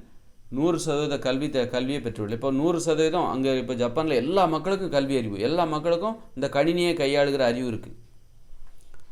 அப்படின்னா என்ன அர்த்தம்? அவங்க தாய்மொழியில் கல்வி கற்கிறாங்க. நான் சொல்கிற மாதிரி அவங்க மாதம் ஊதியெல்லாம் கொடுக்குறாங்களா என்னன்னு தெரில. ஆனால் நல்ல பிள்ளைகளுக்கு பள்ளிக்கூடத்தில் நல்ல சாப்பாடு கொடுக்குறாங்க, தேவையான உணவுகளை கொடுக்குறாங்க, ஊட்டச்சத்து நிறைந்த உணவுகளை கொடுக்குறாங்க. இப்போ பெற்றோர்களைப் போல் அந்த பிள்ளைகளை அந்த அரசாங்கம் பார்த்து கொள்கிறது. அதனால தான் அங்கே அந்த நாடு முன்னேறுது. நாம் என்ன பண்ணுறோம்? இதெல்லாம் கொடுக்குறதே பெரிய சாதனைன்னு நினச்சி, உரிமையை பெரிய சாதனைன்னு நினச்சி பிள்ளைகளுக்கு நான் எனது பிள்ளைகள்கிட்ட என்ன சொல்கிறேன்? பிள்ளைகள்கிட்ட என்ன பண்ணுறேன்? நான் உனக்கு தாய்ப்பால் கொடுக்க போகிறேன், இனிமேல் மாதம் உனக்கு டெய்லி உனக்கு தாய்ப்பால் அப்படின்னு சொன்னால் எப்படி இருக்கும்? அது உன் உரிமை. அதை போய் ஒரு சலுகை மாதிரி உன் பிள்ளைகள்கிட்ட வரவேற்பு கிடைக்கிறக்காக ஒரு சலுகை மாதிரி அறிவிக்கிற, அது உன்னுடைய பிள்ளை அப்படிங்கும்போது இந்த மக்களுக்கு நீ செய்ய வேண்டியதுங்கிறதும் இந்த அரசாங்கத்தோட கடமை. இது கடமையை போய் ஏதோ பெரிய சலுகை மாதிரி, தேர்தல் அறிவிப்பு மாதிரி சொல்லி மக்களை ஒரு ஏமாற்றுகிற அரசாங்கமாக தான் இருக்குது. அரசியல்வாதிகளுக்கும் அந்த அறியாமை இருக்குது. அவங்க பிள்ளைகளுக்கு மட்டும் நல்லா இருக்குது. இந்த அரசியல்வாதிகள் பாருங்கள், அது முதலமைச்சராக இருக்கட்டும், மந்திரியாக இருக்கட்டும், எம்எல்ஏவாக இருக்கட்டும், அவங்க பிள்ளைகள் மட்டும் நல்லா இருக்காங்க. அப்போ உன் பிள்ளைக்கு என்ன தேவையோ அதானே அந்த மக்களுக்கு தேவை. மக்களுக்கு மட்டும் இலவசங்களை அறிவிக்கிறது. உனக்கு அது போடுறேன், சமையலில் இனிமேல் 2 முட்டையை போடுறேன், சத்துணவில் 2 முட்டையை ஒரு முட்டை எக்ஸ்ட்ரா தேவைன்னா வாங்கி, இந்த மாதிரி சொல்கிறேன், சும்மா சொல்கிறேன். அப்படி எங்கே சொன்னாங்கன்னு என்கிட்ட கேட்காதீங்க, சொல்கிறேன். அப்போ அந்த அரசியல்வாதிகள் பிள்ளைகளை மட்டும் நல்ல இன்டர்நேஷ்னல் பள்ளிகளை சேர்த்துக்கிட்டு நல்ல சத்தான உணவுகளை கொடுத்தியா, சாப்பிட்டியா, இது இந்த லஞ்சில் சாப்பிடு, இதை அந்த இதில் சாப்பிடு அப்படின்னு சொல்கிறது. இந்த மாதிரி அப்போ கல்வி முறையில் உள்ள தவறு. அதாவது அந்த கல்விக்கூடத்துக்கு போகும்போது அங்கே உள்ள உணவு, காலை உணவு கொடுக்கணும். முதல்ல காலை உணவு வீட்டில் இருந்துலாம் சாப்பிடக்கூடாது. பள்ளிக்கூடத்துக்கு தானே போகிறாங்க, அப்போ காலை உணவு பள்ளிக்கூடத்திலே கொடுங்க. அப்போ உணவு சமையல்காரர்கள் பள்ளிக்கூடத்தில் எவ்வளோ பேர் வேலைவாய்ப்பு தேவைப்படுது பாருங்கள். அதுமாதிரி மதிய உணவு இடைவேளையில் அவங்களுக்கு என்ன உணவு தேவையோ அதை கொடுத்துடணும். அவங்களுக்கு ஒரு குறை வைக்கக்கூடாது. அது மாதிரி மதியம் 3 மணி அப்புறம் அப்படி அந்த அளவுக்கு போதுமான உணவு கொடுத்துடணும். அப்போ என்ன ஆகும் அப்படின்னா மக்களோட அது மாதிரி தொழில் செய்கிற இடத்துலையும் நீங்கள் காலையில் காலை உணவு தொழில் செய்கிற இடத்துல கொடுக்கணும், மதிய உணவு தொழில் செய்கிற இடத்துல கொடுக்கணும். அப்புறம் இதுக்கு இடையில அந்த தொழிலாளர்களுக்கு என்ன ஊட்டச்சத்து உணவுகளை கொடுக்க வேண்டும். அப்போ தொழில் செய்கிறதோ படிக்கிறதோ இப்போ ஈஸியாக மாறுது. வீட்டில் மத்தியானம் சமைச்சிட்டு எடுத்துகிட்டு போகணுங்கிற அவசியம் கிடையாது. அதுமாதிரி அவங்க கேட்குற உணவு கொடுக்கணும், அவங்க நம்பிக்கையான உணவு கொடுக்கணும். நான் இதை தான் சாப்பிடுவேன், இப்போ என் பிள்ளைக்கு இந்த உணவு தான் தேவை, இந்த உணவு தான் கொடுக்கணும் அப்படின்னு சொன்னால் அந்த மாணவர்களுக்கு அதை கொடுக்கணும். பட்டாணி அவங்க நீங்கள் கொடுக்குறது தான் இவங்க சாப்பிட்ணும் அப்படின்னு விருப்பப்பட்டதை சாப்பிடணும். அந்த மாணவர்கள் இவ்வளோ உணவு இருக்குது, ஒரு உணவு பட்டியல் கொடுத்துடணும். ஒரு பள்ளிக்கூடத்துலையும் சரி, கல்லூரிலையும் சரி, ஒரு உணவு பட்டியல், ஒரு தொழில் கூடத்துலையும் சரி, ஒரு உணவு பட்டியல். இந்த உணவு பட்டியலில் உங்களுக்கு எந்த உணவு தேவை அப்படின்னு சொன்னால் அதை டிக் பண்ணால் அந்த உணவை கொடுக்கணும். அந்த அளவுக்கு ஒரு பள்ளிக்கூடம்னா அங்கே நம்ம விருப்பப்பட்ட உணவெல்லாம் சாப்பிட முடியாது. வீட்டுக்கு வந்தால் தான் விருப்பப்பட்ட உணவு சாப்பிட முடியும். விருப்பப்பட்ட மாதிரி வீட்டில் தான் இருக்க முடியுமே தவிர அங்கே இருக்க முடியாது. அப்படிங்கிற மாதிரி விருப்பப்பட்ட உணவெல்லாம் அங்கே கிடைக்காது. அப்படின்னா பெரும்பாலான நேரங்கள் நீ பள்ளிக்கூடத்துலேயும் கல்லூரிலையும் தொழில் செய்கிற இடத்துலையும் தானே இருக்க. அப்போ அங்கே நீ விருப்பப்பட்ட மாதிரி உணவு சாப்பிடல அப்படின்னா உன் உடல்நிலை பாதிக்கப்படாதா? ஊட்டச்சத்து நிறைந்த உணவு கிடையாது. அதனால் ஊட்டச்சத்து நிறைந்த உணவில் நீ முன்கூட்டியே குறித்து கொடுத்துடணும். இன்றைக்கி எனக்கு இந்த உணவு தேவை அப்படின்னு ஒரு மாணவர் வந்து நீ ஒரு துண்டு சீட்டில் அதுக்குன்னு ஒரு லிஸ்ட்டு போட்டு இந்தந்த உணவெல்லாம் எனக்கு டிக் பண்ணணும் அப்படின்னு டிக் பண்ணி எனக்கு இந்த அளவு தேவை அப்படின்னு கொடுத்துரு. உனக்கு எல்லாம் தயாராக வச்சிடணும். அந்த அளவுக்கு சமையல்காரர்கள் அங்கே இருக்க வேண்டும். அப்போ எவ்வளோ வேலைவாய்ப்பு பாருங்கள். அப்போ எவ்வளோ உணவு உற்பத்தி பண்ணணும் பாருங்கள். அப்போ இதெல்லாம் வேலைவாய்ப்புகளை பெருக்கும். அப்போ நம்ம சோம்பேறியாக இருக்க முடியும். இப்போ நம்ம சோம்பேறியாக இருக்கிறோம். இப்போ தமிழர்கள் பார்த்திங்கன்னா, இந்தியர்கள் பார்த்திங்கன்னா சோம்பேறிகள். அவர்கள் பிள்ளைகளுக்கு கூட பள்ளிக்கூடத்தில் சத்தான ஊட்டச்சத்து நிறைந்த உணவுகளை கொடுக்க முடியாத சோம்பேறிகளாக இருக்கிறார்கள். இப்போ ஒரு பெற்றோர் தான் பிள்ளைகளுக்கு நல்ல உணவு கொடுக்குறாங்கன்னா எதன் காரணமாக கொடுக்குறாங்க? நல்ல உழைப்பாளியாக இருக்காங்க, உழைச்சா தான் கொடுக்க முடியும். ஒரு சோம்பேறியாக இருக்கிற ஒரு பெற்றோர்களால் தனது பிள்ளைகளுக்கு தேவையான தேவைகளை பூர்த்தி செய்ய முடியுமா? முடியாதுல்ல. அப்போ இந்த பிள்ளைகளுக்கு தேவையான தேவைகள் வந்து இந்த அரசாங்கத்தால் பூர்த்தி செய்யப்படுகிறதா? மாணவர்கள் கல்லூரியில் படிக்கிற மாணவர்கள் இல்லைல்ல. அப்படின்னா என்ன அர்த்தம்? அந்த அரசாங்கம் சோம்பேறித்தனமாக இருக்குது. இந்த மக்களே சோம்பேறியாக இருக்காங்க. அந்த மாணவர்களின் தேவைகளை பூர்த்தி செய்ய முடியல. ஊட்டச்சத்து நிறைந்த உணவுகளை பள்ளிக்கூடங்களில் கொடுக்க முடியல. ஆனால் வாரத்தில் 6 நாள் பள்ளிக்கூடத்தில் தான் இருக்காங்க. ஒரு வறுமையில் தான் இந்த அரசாங்கம் இருக்குது. சோம்பேறியாக இருக்குது, வறுமையில் இருக்குது, தனது பொறுப்பு என்னங்கிறத தெரிஞ்சிக்காமல் இருக்குது. ஆனால் உலகத்தில் எல்லாம் நடக்குது, எல்லாமே தெரியும் அவங்களுக்கு, எல்லாம் கேட்பாங்க. ஆனால் இது நமக்கு அவங்களால முடியும், நம்மளால் முடியாது அப்படிங்கிற மாதிரி. இப்போ பணக்காரங்க என்ன பண்ணுவாங்க? பணக்காரங்களை பார்க்குற ஒரு ஏழை பெற்றோர் என்ன, பணக்காரங்க நல்லா சாப்பிடுவாங்க, நம்மளால் முடியாது இல்லைப்பா, நமக்கு ஏற்றது இதானே அப்படின்னு தான் கஞ்சி குடி அப்படி இப்படின்னு சொல்லுவாங்களா. அது மாதிரி இந்த அரசாங்கம் என்ன பண்ணுது? நம்மளாலாம் அவ்வளோ செலவு பண்ண முடியாதுப்பா, அதெல்லாம் வெளிநாடு ஜப்பான் அவங்களாம் அப்படின்னு சொல்லிட்டு இவங்க அந்த மாதிரி ஒரு கஞ்சத்தனமாக நடந்துக்கிறாங்க. சோம்பேறித்தனம். அந்தளவுக்கு உற்பத்தி இல்லை, இவங்ககிட்ட இருப்பும் இல்லை. அப்போ இருப்பு இல்லைன்னா என்ன காரணம்? அது சோம்பேறித்தனம். உற்பத்தி பண்ணலன்னா என்ன காரணம்? அது சோம்பேறித்தனம் தானே. அப்போது அரசாங்கம் மக்களுடைய சோம்பேறித்தனம் இதனால் பாதிக்கப்படுறது இந்த மாணவ பருவத்தினர். அதனால் என்ன? அப்போது எவ்வளோ கல்வி முறையில் எவ்வளோ தப்பு இருக்குது பாருங்கள். இதெல்லாம் கல்வி முறையில் உள்ள தப்பு. இதெல்லாம் திருத்தினா தான் கல்வி என்பது ஒரு எளிதான இனிமையான ஒன்றாக மாறும். தாய்மொழியில் கல்வி கொடுக்கணும், நல்ல சாப்பாடு கொடுக்கணும், அங்கே வந்து உறவு முறைக்கு இடம் கிடையாது. அப்புறம் மிக முக்கியமானது ஆண்கள் தனியாக பெண்கள் தனியாக படிக்கணும். ஏன்னா அங்கே காதல் நட்பு இதுக்கெல்லாம் அங்கே இடமே கிடையாது. அப்போ இருக்கும்போது நீ ஒருத்தர் தொடக்கூடாதுன்னு சொல்லிட்டோம், எல்லோரும் ஒருத்தர் வாங்க போங்கன்னு சொல்லிட்டோம். அப்புறம் இன்னொரு மிக முக்கியமானது ஆண்களை தனியாக பெண்களை தனியாக படிக்க வைக்கணும். இப்போ 2 பேரும் ஒன்றா படிக்க வைக்கிறதுனால என்ன ஆகுதுன்னா அங்கே காதல் ஏற்படுவதற்கு வாய்ப்பு இருக்குது. இனிமேல்லாம் காதல்ங்கிறது ரொம்ப இப்போ தீவிரமாக இருக்காங்க. உனக்கு ஆள் இருக்கா, எனக்கு ஆள் இருக்கா. பள்ளிக்கூடங்களையும் கல்லூரிகளையும் பார்த்திங்கன்னா ஆள் இல்லாமல் எனக்கு ஒரு ஆள் இல்லையே அப்படின்னு சொல்லிட்டு, எனக்கு ஒரு லவ்வர் இல்லையேன்னு சொல்லிட்டு அவங்க அது பெரிய அவமானமாக நினைக்கிறாங்க. அப்படிப்பட்ட கலாச்சாரம் இப்போ வந்துட்டுருக்கு. அது தப்பு இல்லை. ஆனால் அது வந்து பள்ளிக்கூடங்களில் ரொம்ப பாதிக்குது, கல்வி முறையை பாதிக்குது, கல்லூரியை பாதிக்குது. அப்போது தனித்தனியாக கல்வி கற்க வைக்கணும். ஆண்கள் தனியாக பெண்கள் தனியாக கல்வி கற்க வைக்கணும்.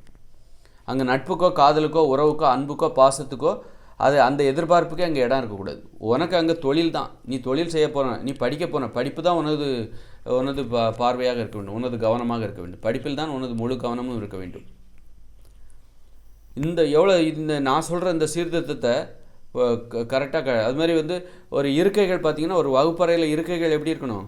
தனித்தனியாக இருக்கணும். அது இப்போ ஆசிரியர்களுக்கு ஒரு டேபிள் கொடுக்குறாங்கல்ல, அதே மாதிரி மாணவர்களுக்கு தனித்தனி டேபிள் கொடுக்கணும். இது உனது டேபிள், இந்த மாதிரி சும்மா பெஞ்சில் வரிசையாக உட்கார வைக்கக்கூடாது. அப்போ ஒருத்தர் தொட தான் செய்வாங்க. தொடவே கூடாது அப்படின்னா அங்கே எண்ணிக்கை குறைக்கணும். வகுப்பறையில் 20 பேர் தான் இருக்கணும். அது மாதிரி ஒரு டேபிள் இன்னொரு டேபிள் அந்த மாதிரி 20 டேபிள் தான் இருக்கணும். 20 மாணவர்களுக்கு 20 டேபிள். இது உன்னுடைய டேபிள். அந்த டேபிளில் கம்ப்யூட்டர் எதனால வச்சுக்கோங்க. அந்த மாதிரி ஒரு மாணவர்கள் மரியாதையாக அங்கே நடத்தப்பட வேண்டும். அவர்களும் ஒரு தொழிலாளி தான். அந்த வகுப்பறை எப்படி ஆசிரியர் வந்து ஆசிரியருக்கு மரியாதை எப்படி தேவையோ, ஊதியம் எப்படி தேவையோ, அதுபோல் மாணவர்களுக்கும் ஊதியம் எல்லாமே தேவை. பள்ளிக்கூடத்தில் இப்போ இதில் வந்து நான் 2 விஷயத்த சொல்கிறேன். தொழில் செய்கிற இடத்துலையும் என்ன தேவை, பள்ளிக்கூடத்துலையும் என்ன தேவைன்னு சொல்கிறேன். அது மாதிரி வந்து இந்த மாதிரி தான் வந்து நடந்தால் தான் ஒரு தனித்தனியாக பெண்கள் தனியாக ஆண்கள் தனியாக பள்ளிக்கூடம் இந்த மாதிரி தான். அப்போ வந்து அங்கே காதலுக்கு இடமே இல்லை.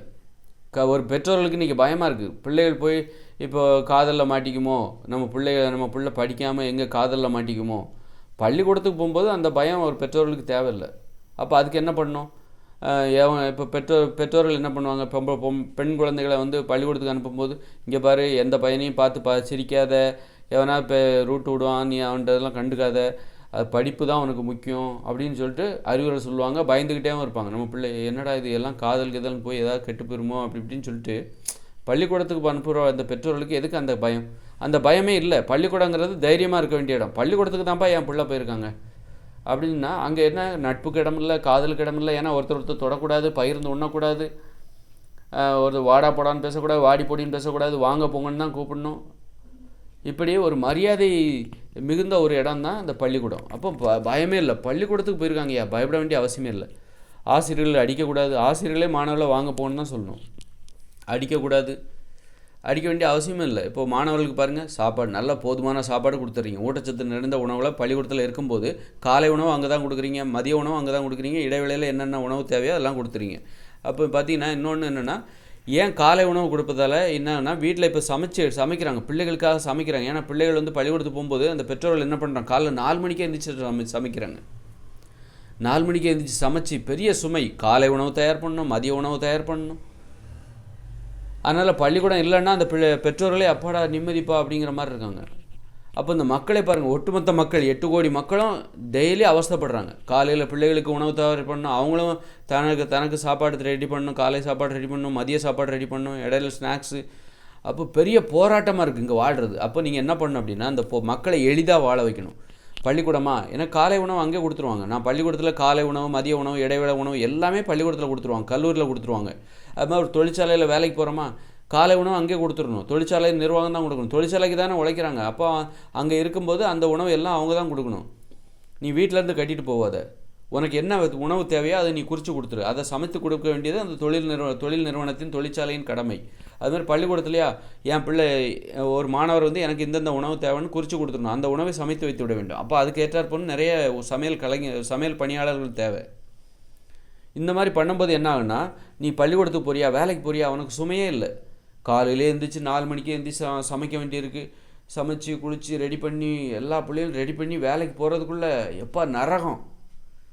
அப்போ நீங்கள் என்ன பண்ணணும் அப்படின்னா, மக்களை எளிமையாக வாழ வைங்க. படிக்கிறதோ, பள்ளிக்கூடத்துக்கு போகிறதோ, வேலைக்கு போகிறதோ ஈஸியான ஒரு அனுபவமாக இருக்கணும். ஒரு எளிதான மகிழ்ச்சியான அனுபவமாக இருக்கணும். அப்பாடா இன்றைக்கி ஸ்கூல் இருக்குது, அப்பாடா இன்றைக்கி வேலை நாள், இன்றைக்கி வந்து சனிக்கிழமை கிடையாது, ஞாயிற்றுக்கிழமை கிடையாது.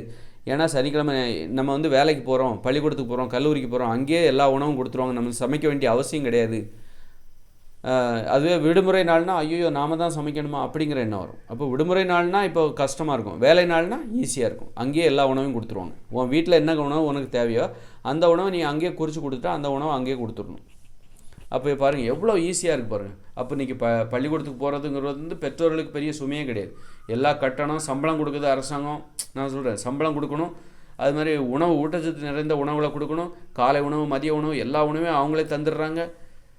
நல்லா நம்மளை போல் அவங்களும் பார்த்துக்கிறாங்க. அங்கே போய் கெட்டு போகிறதுக்கு வாய்ப்பு இல்லை. அங்கே காதல், நட்பு எதுக்குமே அங்கே இடம் இல்லை. பிள்ளைகளை அடிக்கப்படுவதற்கு வாய்ப்பு இல்லை. ஆசிரியர்கள் மாணவர்களை அடிக்க மாட்டாங்க, வாங்க போங்கன்னு தான் கூப்பிடணும்.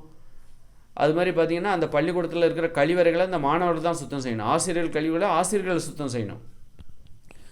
அந்த சுத்தம் செய்கிற அந்த ஒழுக்கத்தை, அந்த பண்பையும் கற்றுக்கணும். இன்றைக்கி பார்த்தா ஆயாமான்னு ஒருத்தரை போட்டு இந்த பிள்ளைகள் வந்து மாணவர்கள் வந்து டாய்லெட்டை இவங்க ஆயிருந்து அந்த டாய்லெட்டெல்லாம் யாரோ ஒரு அம்மாவோ இப்போ ஒரு கழுவுறாங்க. இவன் இருந்தது இவன் பயன்படுத்துகிற கக்கூசை இவங்க தானே பயன்படுத்தணும், கழுவணும். அப்போ அந்த ஒழுக்கத்தை அப்போ அது ரொம்ப முக்கியமான விஷயம். நீ வேறு என்னத்தை, இது நான் சொல்கிற ஒவ்வொன்றும் மிக மிக முக்கியமானது, ஒரு விதிமுறை இது. அதனால் வந்து அந்த மாதிரி கழிவறைகளை, வகுப்பறையை தூய்மை செய்கிறது, இது எல்லாத்தையுமே அவங்க தான் பண்ணணும்.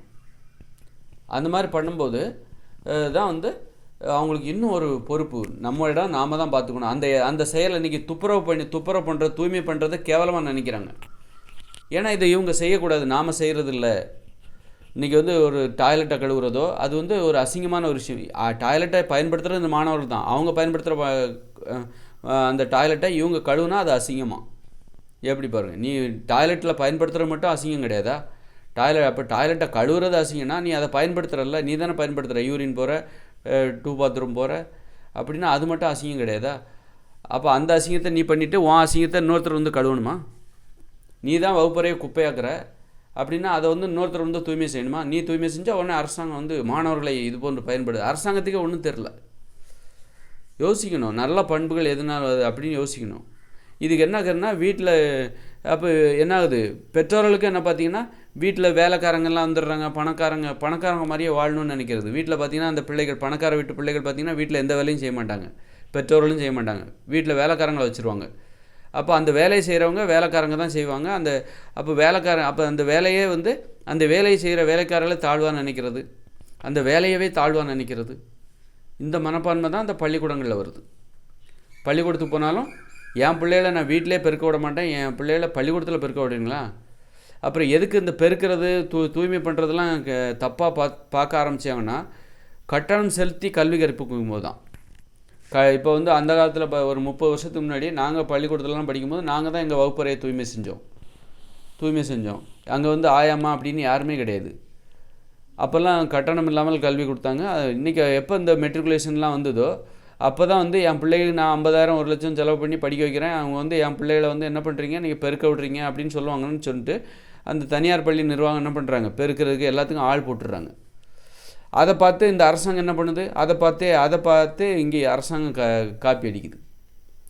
ஏன்னா அதை நோக்கி மாணவர்கள்லாம் போகிறாங்க. அரசு பள்ளிக்கூடத்தை பாதுகாக்கணும் அப்படிங்கிறதுக்காக அரசு பள்ளிக்கூடத்தில் என்னெல்லாம் பின்பற்றுறாங்களோ அதெல்லாம் இவங்க பின்பற்றிட்டு இருக்காங்க. ஆங்கில வழியில் கல்வி கற்றுக்கிறது, அப்புறம் பார்த்திங்கன்னா அந்த தூய்மை பண்ணுறது எல்லாத்தையும் அந்த வேற ஒருத்தட்ட ஒப்படைக்கிறது. இப்போ மாணவர்கள் அந்த தூய்மை படிங்கிறது ஒரு ஒழுக்கம்.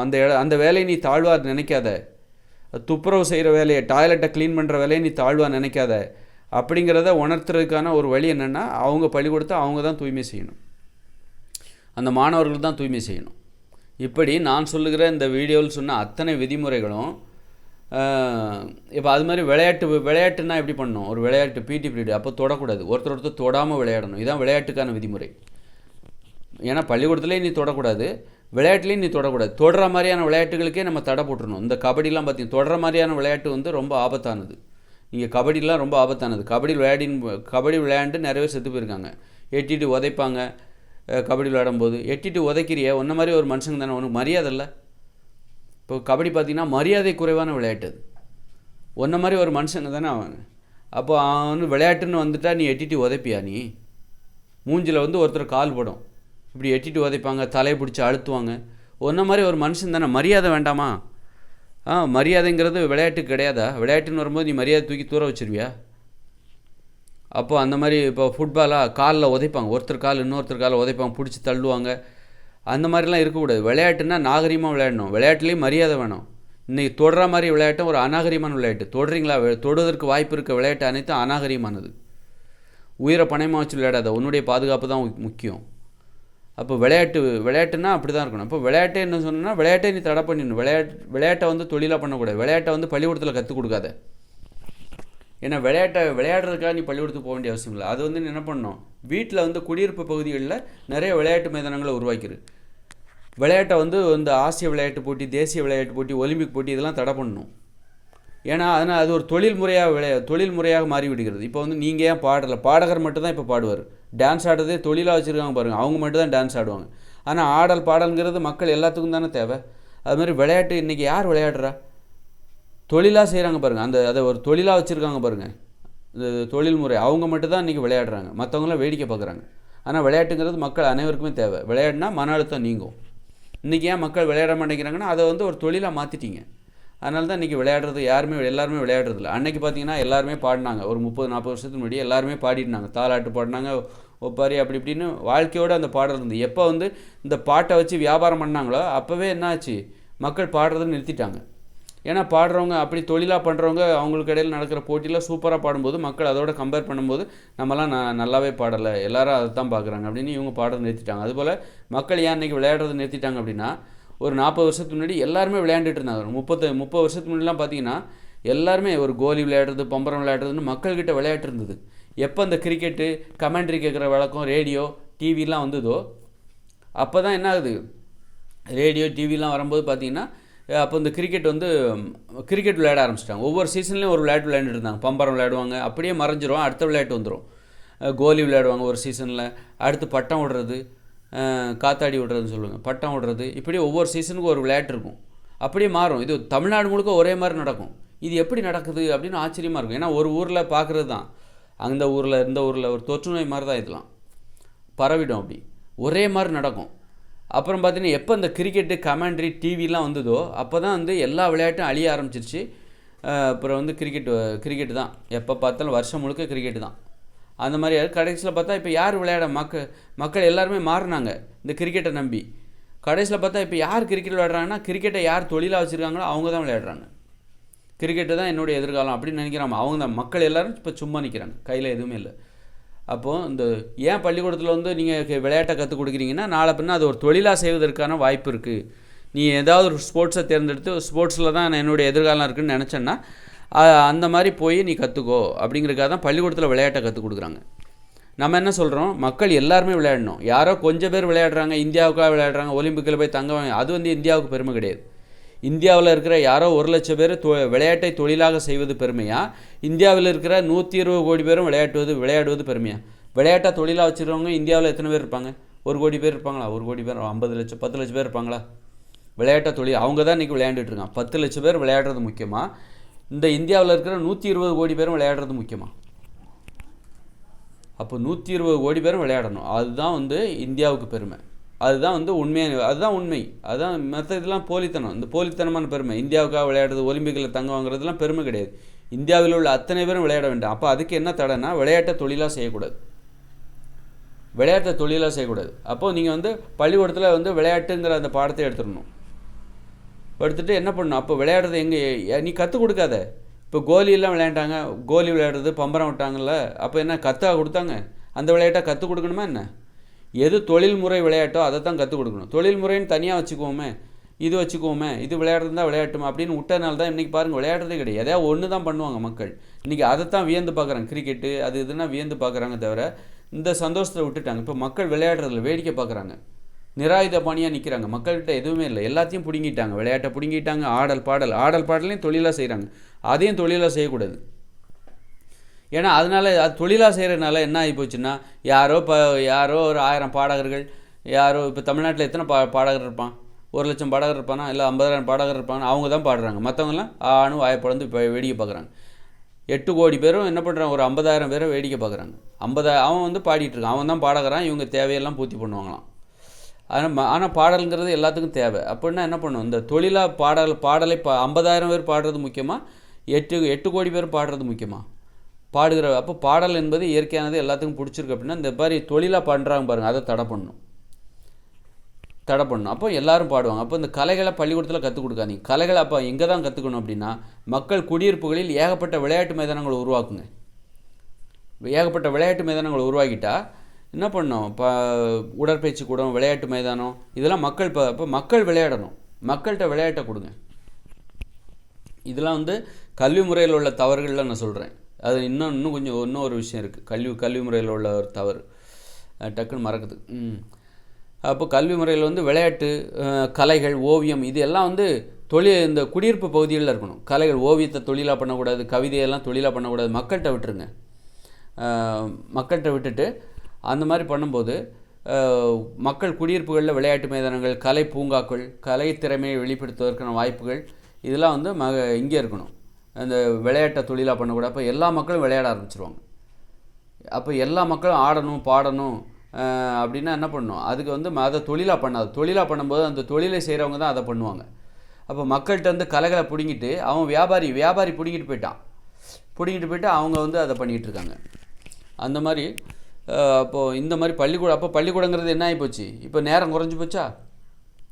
இப்போ நம்ம பள்ளிக்கூடத்தில் என்ன பண்ணுறோம், இங்கிலீஷை கற்றுக் கொடுக்குறதுக்காக நம்ம 1 மணி நேரத்தை செலவழிக்கிறோம். பள்ளிக்கூடத்தில் ஒவ்வொரு மாணவரும் பள்ளிக்கூடத்தில் வந்து இங்கிலீஷ்க்காக எவ்வளோ நேரத்தை செலவழிக்கிறாங்க. ஆங்கிலங்கிறது அந்நிய மொழியில் நீ கல்வி கற்கக்கூடாது அப்படின்னா அந்நிய மொழிக்கு நீ தடை போட்டால் ஆங்கிலத்துக்காக நம்ம 1 மணி நேரத்தை செலவழிக்கிறோம், ஆங்கிலத்துக்காக. அப்போ இப்போ ஆங்கிலம் கற்றுக் கொடுக்கக்கூடாது, தாய்மொழியில் தான் கல்வி என்றால் ஆங்கிலத்துக்காக செலவழிக்கிற அந்த 1 மணி நேரம், இன்னும் அதிக மணி நேரம் ஆங்கிலத்துக்காக செலவழிக்கப்படுகிறது. நம்ம 1 மணி நேரம்னு வச்சுப்போம். 1 மணி நேரம் என்பது தடை செய்யப்படுகிறது, குறையுது. நம்ம ஏன்னா காலையில் போயிட்டு சாயந்தரம் தான் வீட்டுக்கு வராங்க, சோர்ந்து போய் வராங்க.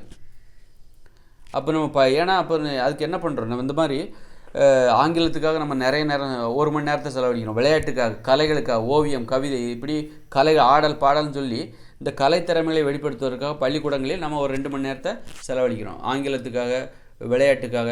அப்போ இதெல்லாம் பள்ளிக்கூடத்தில் நீ விளையாட்டு, கலைகள் எதையும் கற்றுக் கொடுக்காத, அது மக்களிடம் ஒப்படைத்து விடு, கலைகளையும் விளையாட்டையும் மக்கள்கிட்ட ஒப்படைச்சிரு அப்படின்னா, அப்போ அதுக்காக அதை கற்றுக் கொடுப்பதற்காக பள்ளியில் செலவழிக்கப்படுகிற அந்த நேரம் நமக்கு மிச்சமாகுது.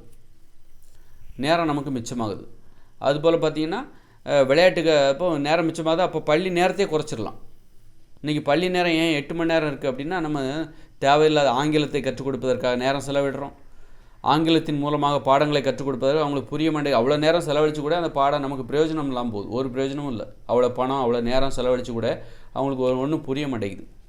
அப்போ இப்போ நீங்கள் விளையாட்டு, ஆங்கிலம் இதெல்லாம் கற்றுக் கொடுக்காமல் தாய்மொழியில் கல்வி கற்றுக் கொடுத்தா நிறைய நேரம் மிச்சமாகும். பள்ளி நேரத்தையே 6 மணி நேரமாக குறைச்சிடலாம். ஏன்னா விளையாட்டு, ஆடல், பாடல், ஓவியம் இதெல்லாம் எங்கே கற்றுக்கணும்? குடியிருப்பு பகுதிகளில் கற்றுக்கொள்ள வேண்டும். கலை பூங்காக்களை உருவாக்குங்க. குடியிருப்பு பகுதிகள், குடியிருப்புகளோடு கலந்து ஒவ்வொரு தெருவிலையும் விளையாட்டு மைதானம் இருக்கணும். ஒவ்வொரு தெருவிலையும் ஆடல், கலை பூங்காக்கள் இருக்க வேண்டும். சின்ன சின்ன கேப்பில் கூட ஒரு சின்ன விளையாட்டு மைதானத்தை உருவாக்குங்க. விளையாட்டு ஆண்கள் தனியாக, பெண்கள் தனியாக விளையாடணும். 2 பேர் சேர்ந்துலாம் விளையாடக்கூடாது. அப்போ அந்த மாதிரி ஆண்களுக்கு தனியாக விளையாட்டு மைதானம், பெண்களுக்கு தனியாக விளையாட்டு மைதானங்களை உருவாக்குங்க. இதெல்லாம் குடியிருப்பு பகுதிகளில் விளையாட்டை மக்கள்கிட்ட கொடுத்துருங்க. கலைகளை மக்கள்கிட்ட கொடுத்துருங்க. தொழிலாக மாற்றாதீங்க. தொழிலாக மாற்றுறதுனால தான் விளையாடுறது கிடையாது மக்கள். அதனால் உடல் ஆரோக்கியம் கெட்டு போகுது, நோய் வருது. நீங்கள் விளையாட்டை ஒலிம்பிக்கில் தங்கம் வாங்கணும் அப்படிங்கிறக்காக மக்கள் இப்போ நோயாளியாக மாறிட்டு இருக்காங்க. ஏன்னா விளையாடுற வழக்கம் மக்கள்கிட்ட இல்லை. விளையாட்டை நீங்கள் மக்கள்கிட்ட வந்து பிடுங்கி தொழில் செய்கிற வேற 1 லட்சம் பேர்கிட்ட கொடுத்துட்டீங்க. இப்போ 120 கோடி பேருக்கு, 1 லட்சம் பேருக்கு, இப்போ 8 கோடி பேர், 120 கோடி பேர் இன்றைக்கி விளையாடுறதே கிடையாது. அதனால் உடல் நலன் பாதிக்கப்படுது. மகிழ்ச்சிங்கிறது என்னது? மகிழ்ச்சியான வாழ்க்கைங்கிறது வந்து விளையாடுறதும் சேர்ந்தது தான். தினமும் விளையாடணும். தினமும் விளையாடுறதுக்காக ஒரு அரை மணி நேரமாக நம்ம செலவிடணும். ஆனால் என்னென்னா நம்ம வந்து வேடிக்கை பார்க்குறவங்களா ஆகிட்டோம். இன்றைக்கி விளையாடுறவங்கள வேடிக்கை பார்க்குறோம், அவங்க வேடிக்கை காட்டுறாங்க. அப்போது அந்த மாதிரி ஆகுதுல்ல. அதனால தான் விளையாட்டை பள்ளிக்கூடத்தில் நீங்கள் கற்றுக் கொடுக்காத. மக்கள்கிட்ட ஏன் பள்ளிக்கூடத்தில் கற்றுக் கொடுக்குறேன்னா, விளையாட்டை வச்சு நாளைக்கு அவங்க பொழைச்சிக்கிட்டோம் அப்படிங்கிறக்காக நீ பள்ளிக்கூடத்தில் கற்றுக் கொடுக்குற. அப்போ விளையாட்டவே நீ தொழிலாக செய்யும்போது, தொழிலாக செய்யக்கூடாது அப்படின்னா அப்போ விளையாட்டை நீ பள்ளிக்கூடத்தில் கற்றுக் கொடுக்கணுங்கிற அவசியம் இல்லை. அப்போ விளையாட்டுக்காக நீங்கள் செலவழிக்கிற நேரம் இருக்குல்ல பள்ளிகளில், அதை நீங்கள் பள்ளிகளில் அதை வந்து அந்த நேரம் உங்களுக்கு தவிர்க்கப்படுகிறது.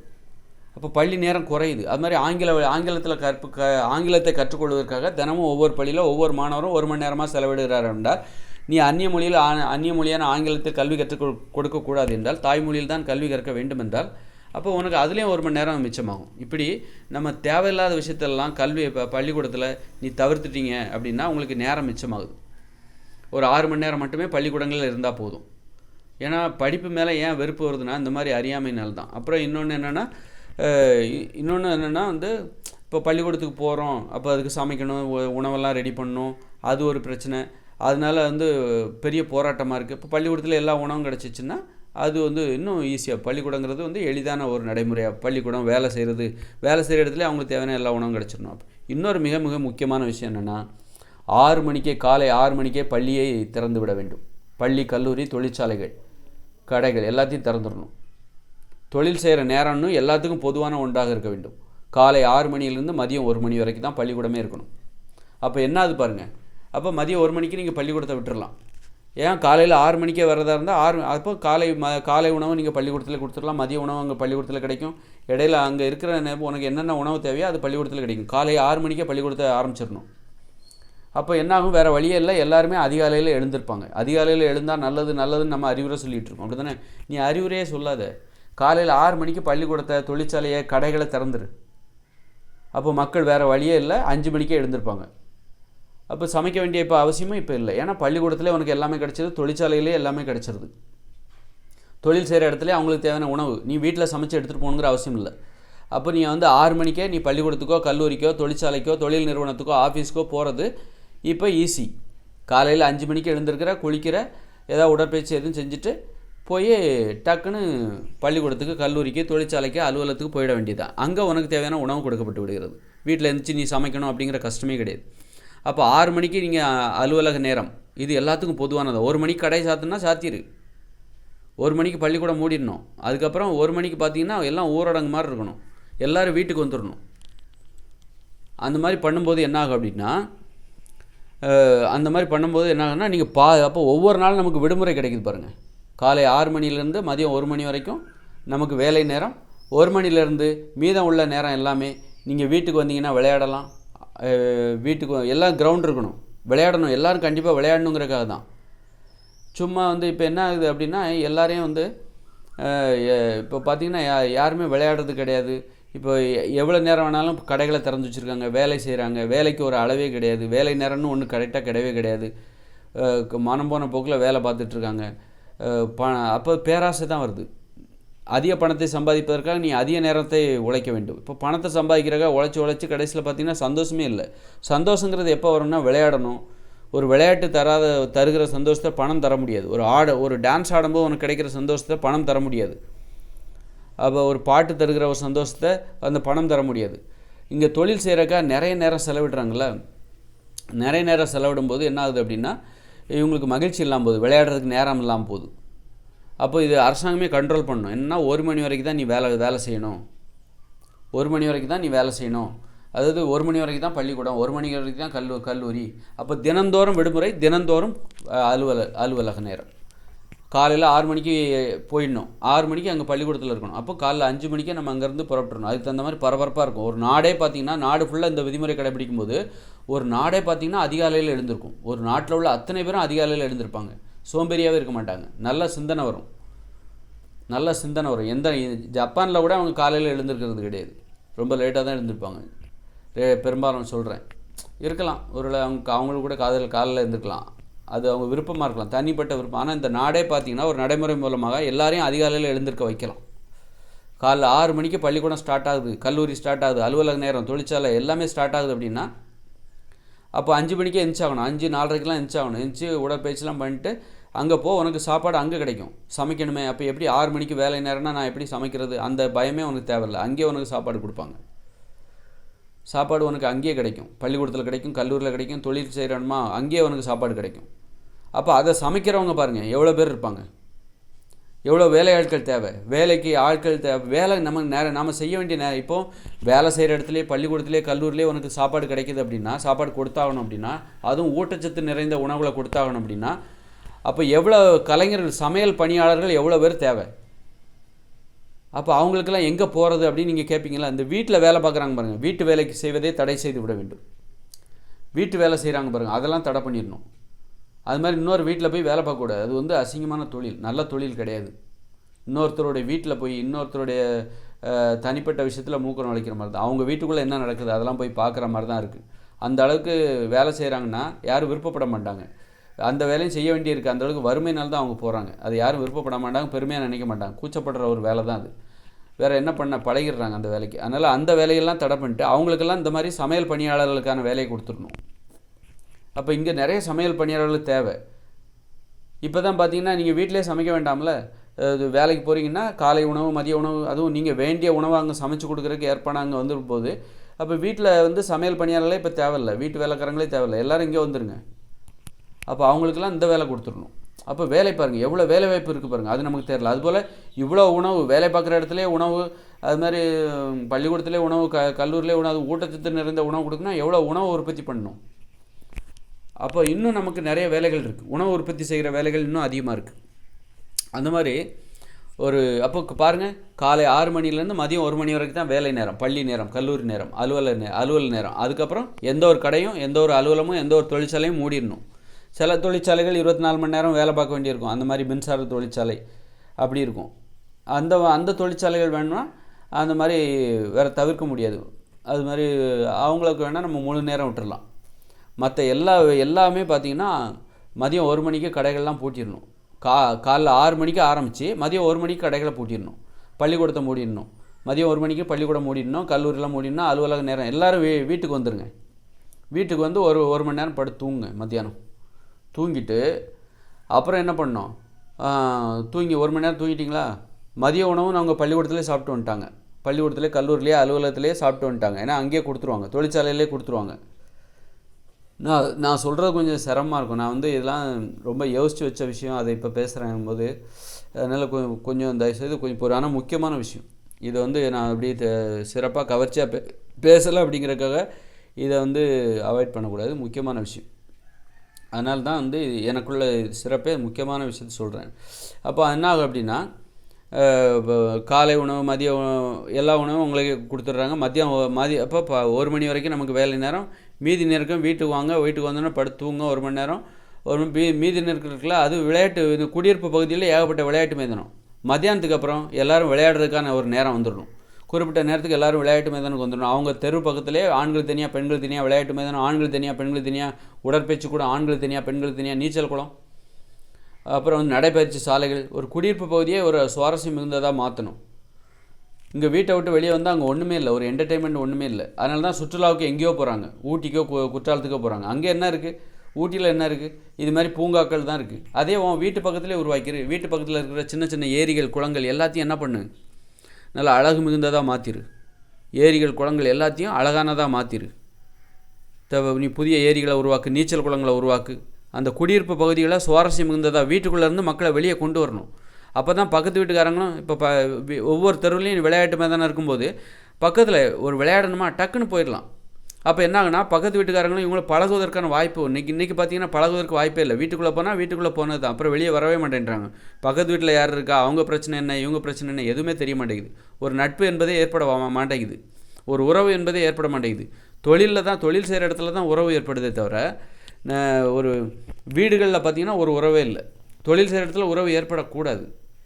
வீடுன்னா பக்கத்து வீட்டுக்காரன்ட்ட பேசுறதே கிடையாது. காரணம் அப்போ நம்ம அதுக்கான ஏற்பாடு தான் என்னென்னா, குடியிருப்பு பகுதியில் நீங்கள் விளையாட்டு மைதானங்களை உருவாக்கிட்டா, விளையாட்டு மைதானங்கள் கலைத்திறனை வெளிப்படுத்துவதற்கான வாய்ப்புகள் எல்லாம் அப்படி இருக்கணும், மக்களுடைய வசிப்பிடும். அப்போ என்ன ஆகுனா, டக்குன்னு விளையாட போவாங்க, பக்கத்து வீட்டுக்காரங்களும் விளையாடுறதுக்கு வருவாங்க. ஆனால் விளையாட்டுங்கிறது ஆண்கள் தனியாக பெண்கள் தனியாக இருக்கணும். அப்போ பக்கத்து வீட்டுக்காரங்களும் விளையாட வருவாங்க. விளையாடும்போது நட்பு ஏற்படும், பக்கத்து வீட்டுக்காரங்களோட பேசுவாங்க. அதே நேரத்தில் விளையாடுறதுக்கான விதிமுறை ஒருத்தர் தொடக்கூடாது. வாங்க போங்கன்னு விளையாட்டு மைதானத்துக்குள்ளே போயிட்டாலே வாங்க போங்கன்னு பேசணும். ஒருத்தர் தொடக்கூடாது. உயிரை பணையமாக வச்சுலாம் விளையாடக்கூடாது. ஆபத்தான விளையாட்டுகளை விளையாடக்கூடாது. நீ தொடாமல் விளையாண்டாலே அது எளிதான விளையாட்டாக தான் இருக்கும். அந்த மாதிரி கபடிக்கெல்லாம் தடை போட்டுடணும், ஃபுட்பாலுக்கு தடை போட்டுடணும், தொடுவதற்கு வாய்ப்புள்ள அத்தனை விளையாட்டுக்கும் தடை போட்டுடணும். தொடாமல் விளையாடணும். மரியாதை, விளையாடும்போது வாங்க போங்கன்னு கூப்பிடணும். விளையாட்டே மக்கள் வெறுக்கிறதுக்கு என்ன காரணம்? விளையாட்டு மக்கள் பிடிக்காமல் போன காரணம், விளையாட்டு வேகத்தில் சண்டைகள் வரும், மரியாதைலாம் பேசுவாங்க, ஒரு உணர்ச்சிவசப்பட்டு வாடா போடான்றுவாங்க. அப்புறம் தொடுறது, தள்ளி விடுறது, காலை பிடிச்சி இழுக்கிறது விளையாட்டில் இருக்கிற. அதனால தான் விளையாடாமல் மக்கள் இருக்காங்க. விளையாட்டுனாலே அது அவமானத்தை தரும், அது ஆபத்தானது, கை கால் முறிஞ்சு போச்சுன்னா என்ன பண்ணுறது? அப்போ விளையாட்டை பாதுகாப்பாக மாற்றிட்டா மக்கள்கிட்ட அந்த விளையாட்டை கொடுத்துடலாம். மக்கள் எல்லோரும் அந்த விளையாட்டை விளையாட ஆரம்பிச்சிடும். அது மாதிரி குடியிருப்பு பகுதிகளில் விளையாட்டு மைதானம் இருக்கும். பள்ளிக்கூடங்கள்லாம் விளையாட்டு தேவையில்லை. குடியிருப்பு பகுதிகளில் விளையாட்டை உருவாக்குங்க. கலைகளாக பள்ளிக்கூடங்களில் தேவையில்லை, குடியிருப்பு பகுதிகளில் உருவாக்குங்க. விளையாட்டையும் கலையும் தொழிலாக செய்யாதீங்க, மக்கள்கிட்ட கொடுத்துருங்க. மக்கள்கிட்ட இருந்து பிடிங்கி தொழில் செய்கிறவங்ககிட்ட கொடுத்தீங்க. மக்கள் இன்றைக்கி ஒன்றுமே இல்லாத நிராயுத பணிகளாக அவங்கள வேடிக்கை பார்க்குறாங்க. அதனால் என்ன பண்ணணும், விளையாட்டையும் கலைகளையும் மக்கள்கிட்டே கொடுத்துருங்க. மற்றது தான் தொழிலாக பண்ணணும். இப்போ கொடுக்கும்போது என்ன ஆகும், குடியிருப்பு பகுதிகளில் கலை பூங்காக்கள், கலைத்திறனை வெளிப்படுத்துவதற்கான ஒரு கலை பூங்கா. அங்கே போனீங்கன்னா நீங்கள் டான்ஸ் ஆடணும், பாட்டு பாடணும்.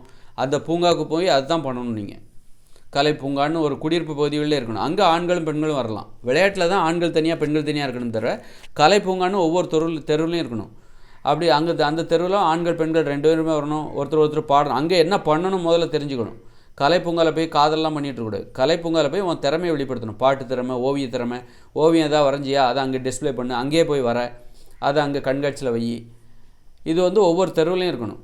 அது மாதிரி நீ பாட்டு பாடணும்னு நினைக்கிற, அங்கே உள்ளே போய் உட்காந்து பாடு. சும்மா ஒருத்தர் 4 பேர் உட்காந்து நீ ஒரு பாட்டு பாடு, நீ ஒரு பாட்டு பாடு அப்படிங்கிற மாதிரி தொழிலாக செய்யக்கூடாது. பாட்டு, இசை. இப்போ சினிமாவே பார்த்தீங்கன்னா, அப்போ சினிமான்னா என்ன அப்படின்னு கேள்விக்குறி வரும். சினிமாவுக்கு இழுத்து மூடிட வேண்டியதுதான்.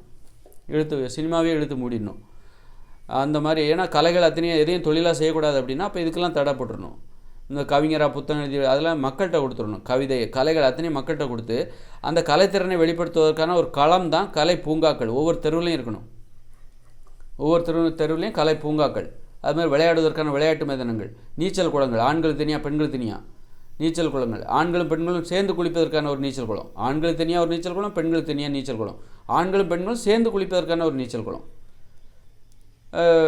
அதில் ஒன்றும் தப்பு இல்லை. அது மாதிரி அப்படி நீச்சல் குளம். அப்புறம் பார்த்திங்கன்னா நடைப்பயிற்சி சாலைகள். ஒரு குடியிருப்பு பகுதியே சுற்றுலாத்தலம் போல் இருக்கணும். வீட்டை விட்டு வெளியே வரணும். இன்றைக்கி வீட்டுக்குள்ளேயே முடங்கி கிடக்குறாங்க. வீட்டுக்குள்ளே போனால் வேறு ஒன்றும் இல்லை, மொபைல் ஃபோனு, டிவி தான்.